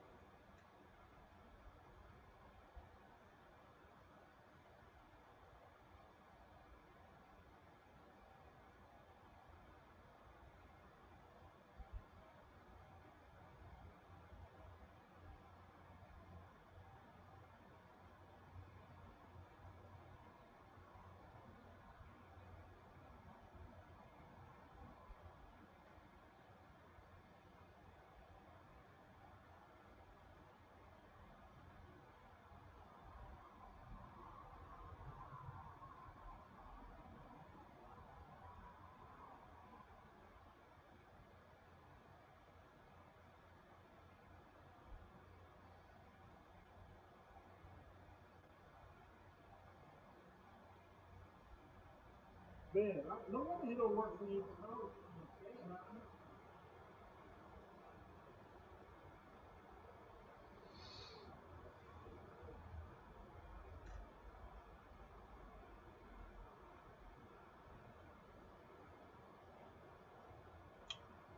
A 1/8 C-47. Wow.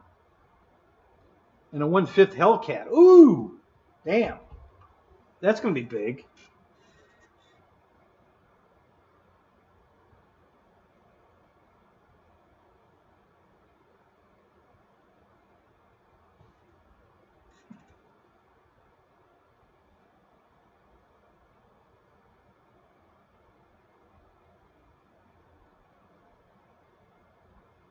Colin, what's your Facebook? It's not Aero Air Show, is it? What do you go by on Facebook?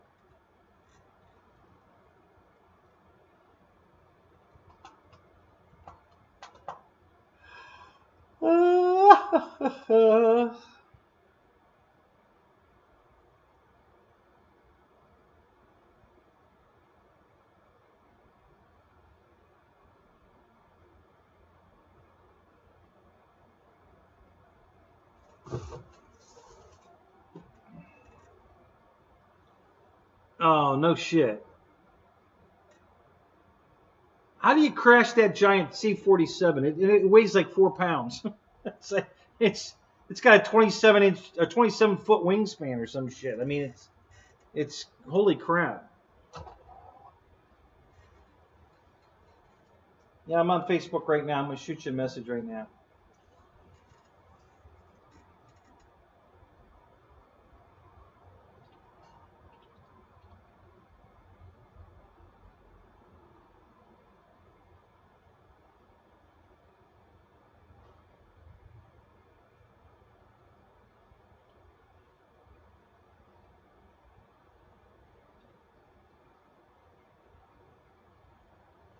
Oh, there. I knew I had you on my Facebook page.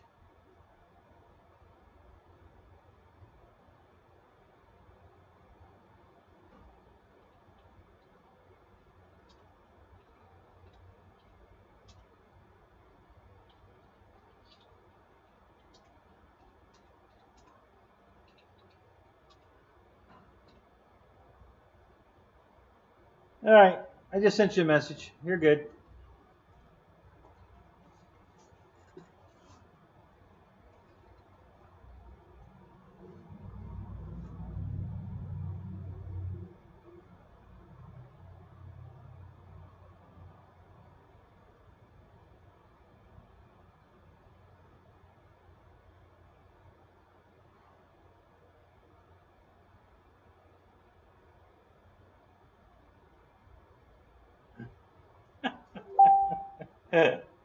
Oh my God, Juno.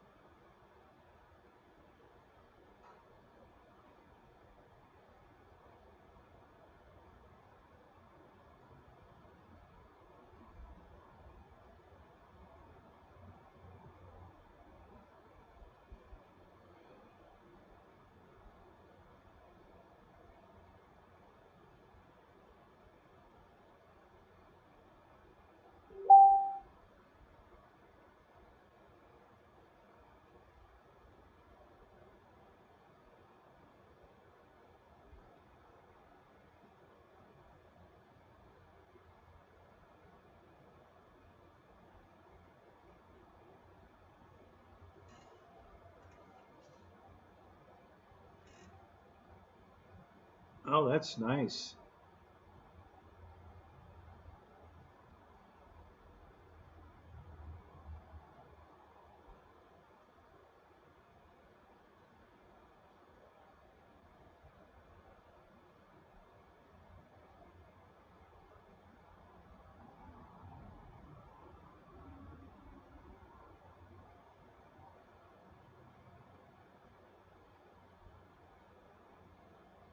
Okay, I'm going to look that up. Flight test recap. Let me see what I want to see that.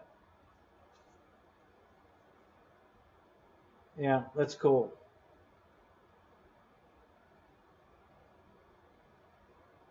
I mean, it's not cool that he crashed it, but you said it's not bad, so that's good.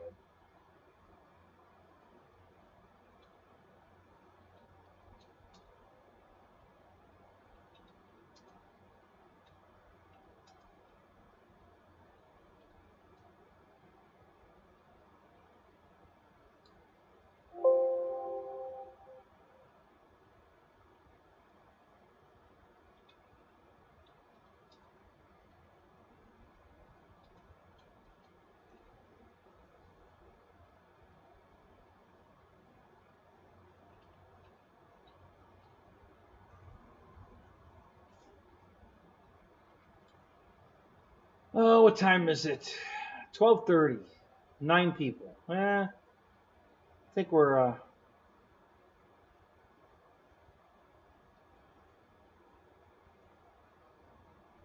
running out of steam here.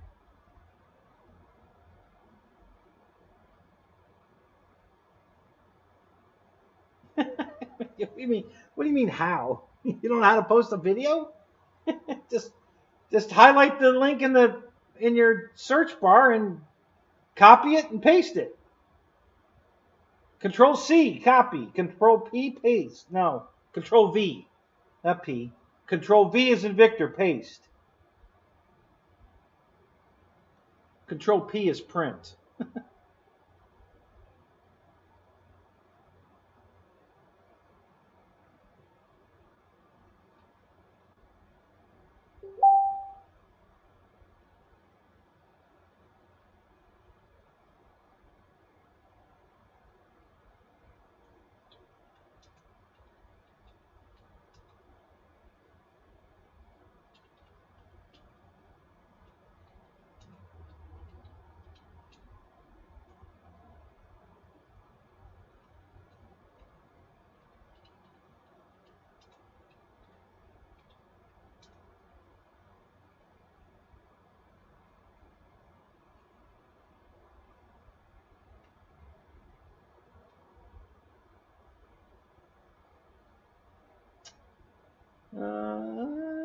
Let's see.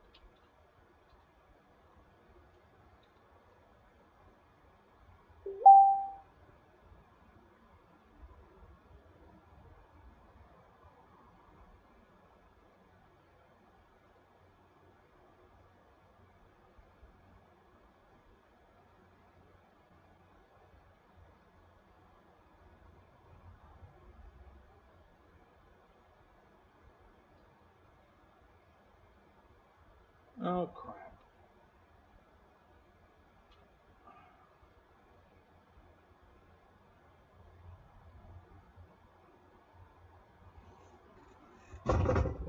Ah.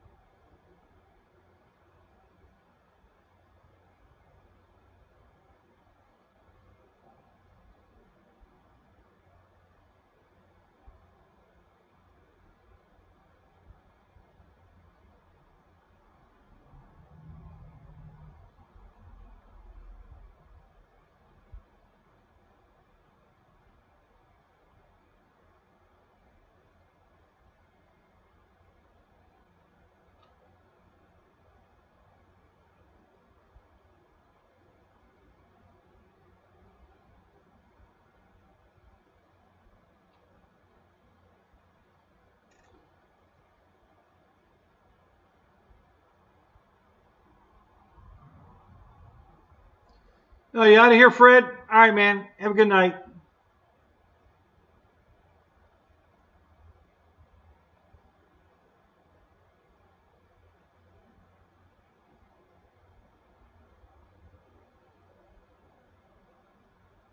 Yeah, there's the link to Ben's crash, I guess. I didn't see the crash yet. I was trying to go through the video real quick. And I can't hear what he's saying. He's talking about something.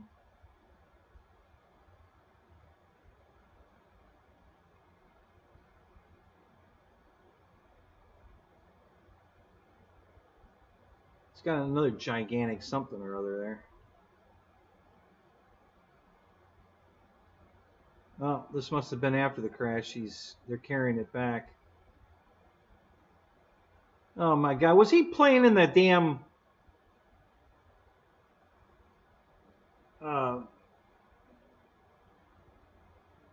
combat thing with that? Uh-oh, looks like they're going to bring the out. They did. They're bringing down the flight test wiener. It looks like. What the hell that thing was? Oh my God. A long sausage with 4 wings on it. I don't know what the hell that is. Oh, holy crap. What the hell were they thinking with that?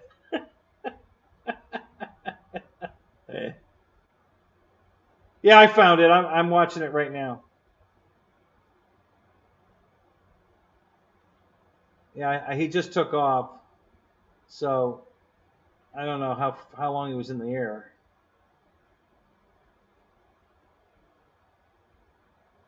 Let's see if oh, this must be it there. Oh, yeah. Yeah, I don't think he hurt it at all, really. That looked like a pretty gentle crash. It was, it landed in the high weeds. So I don't think it hurt it too bad. You're right. That didn't look too bad.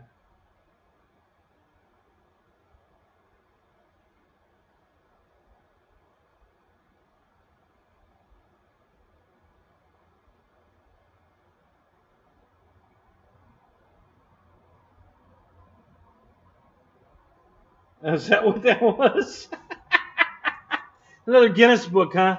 The longest wiener. What a stupid ass looking airplane that was. Oh God, that's hilarious. Oh my God. Oh, did Peter build that? Yeah. Peter built some crazy shit. He built some nice stuff too, though. I mean, he's a bit of a nut, but he has built some crazy shit.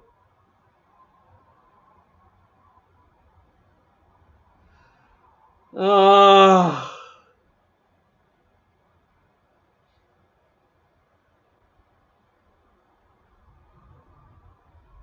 He released on his channel, did he? Yeah.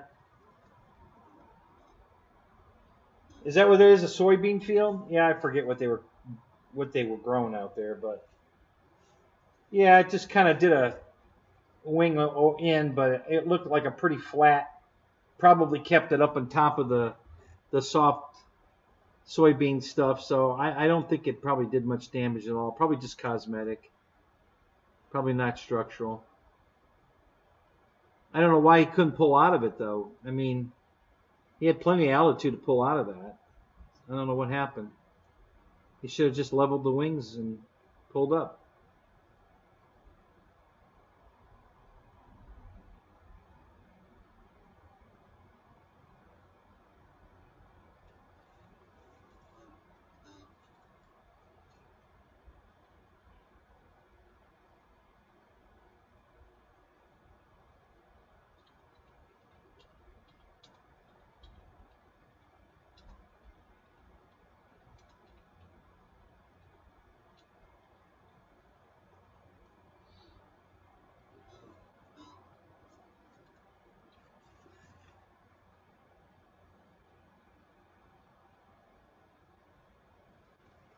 Yeah, it was the right wingtip that it touched down and it skidded it.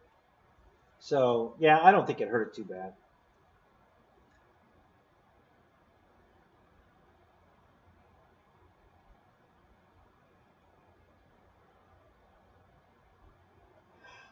Oh, God.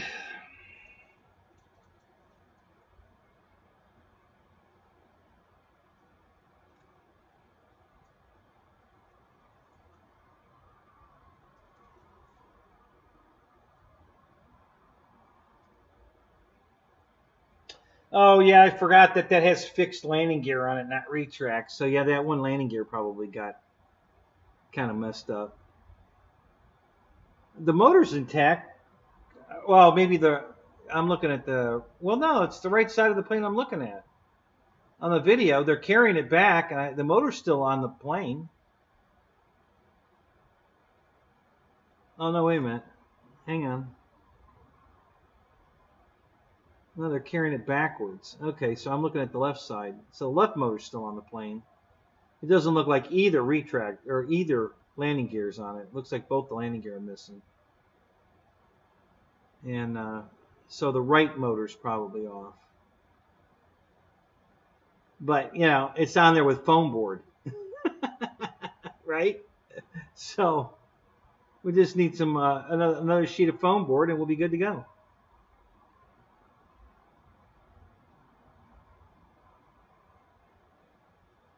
Yeah, I don't see either wheel. Yeah, I see now that, yep. The motor and the cowl on the right side. But that's it. It looks pretty good. Yeah, I think that's a pretty easy fix. The landing gear is probably going to be harder to fix than the motor.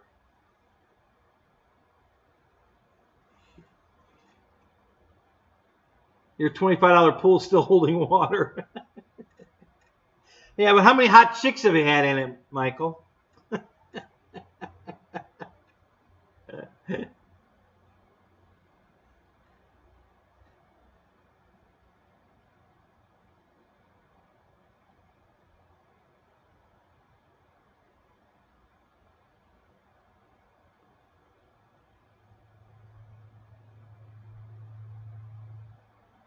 Yeah, the motor box was plywood, yeah.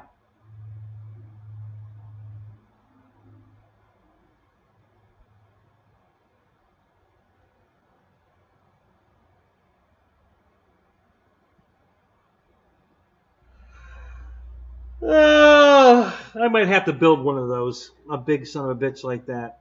I have to think about that. That might be interesting. I'll have to set my new trailer up different. Be able to put big stuff like that in it.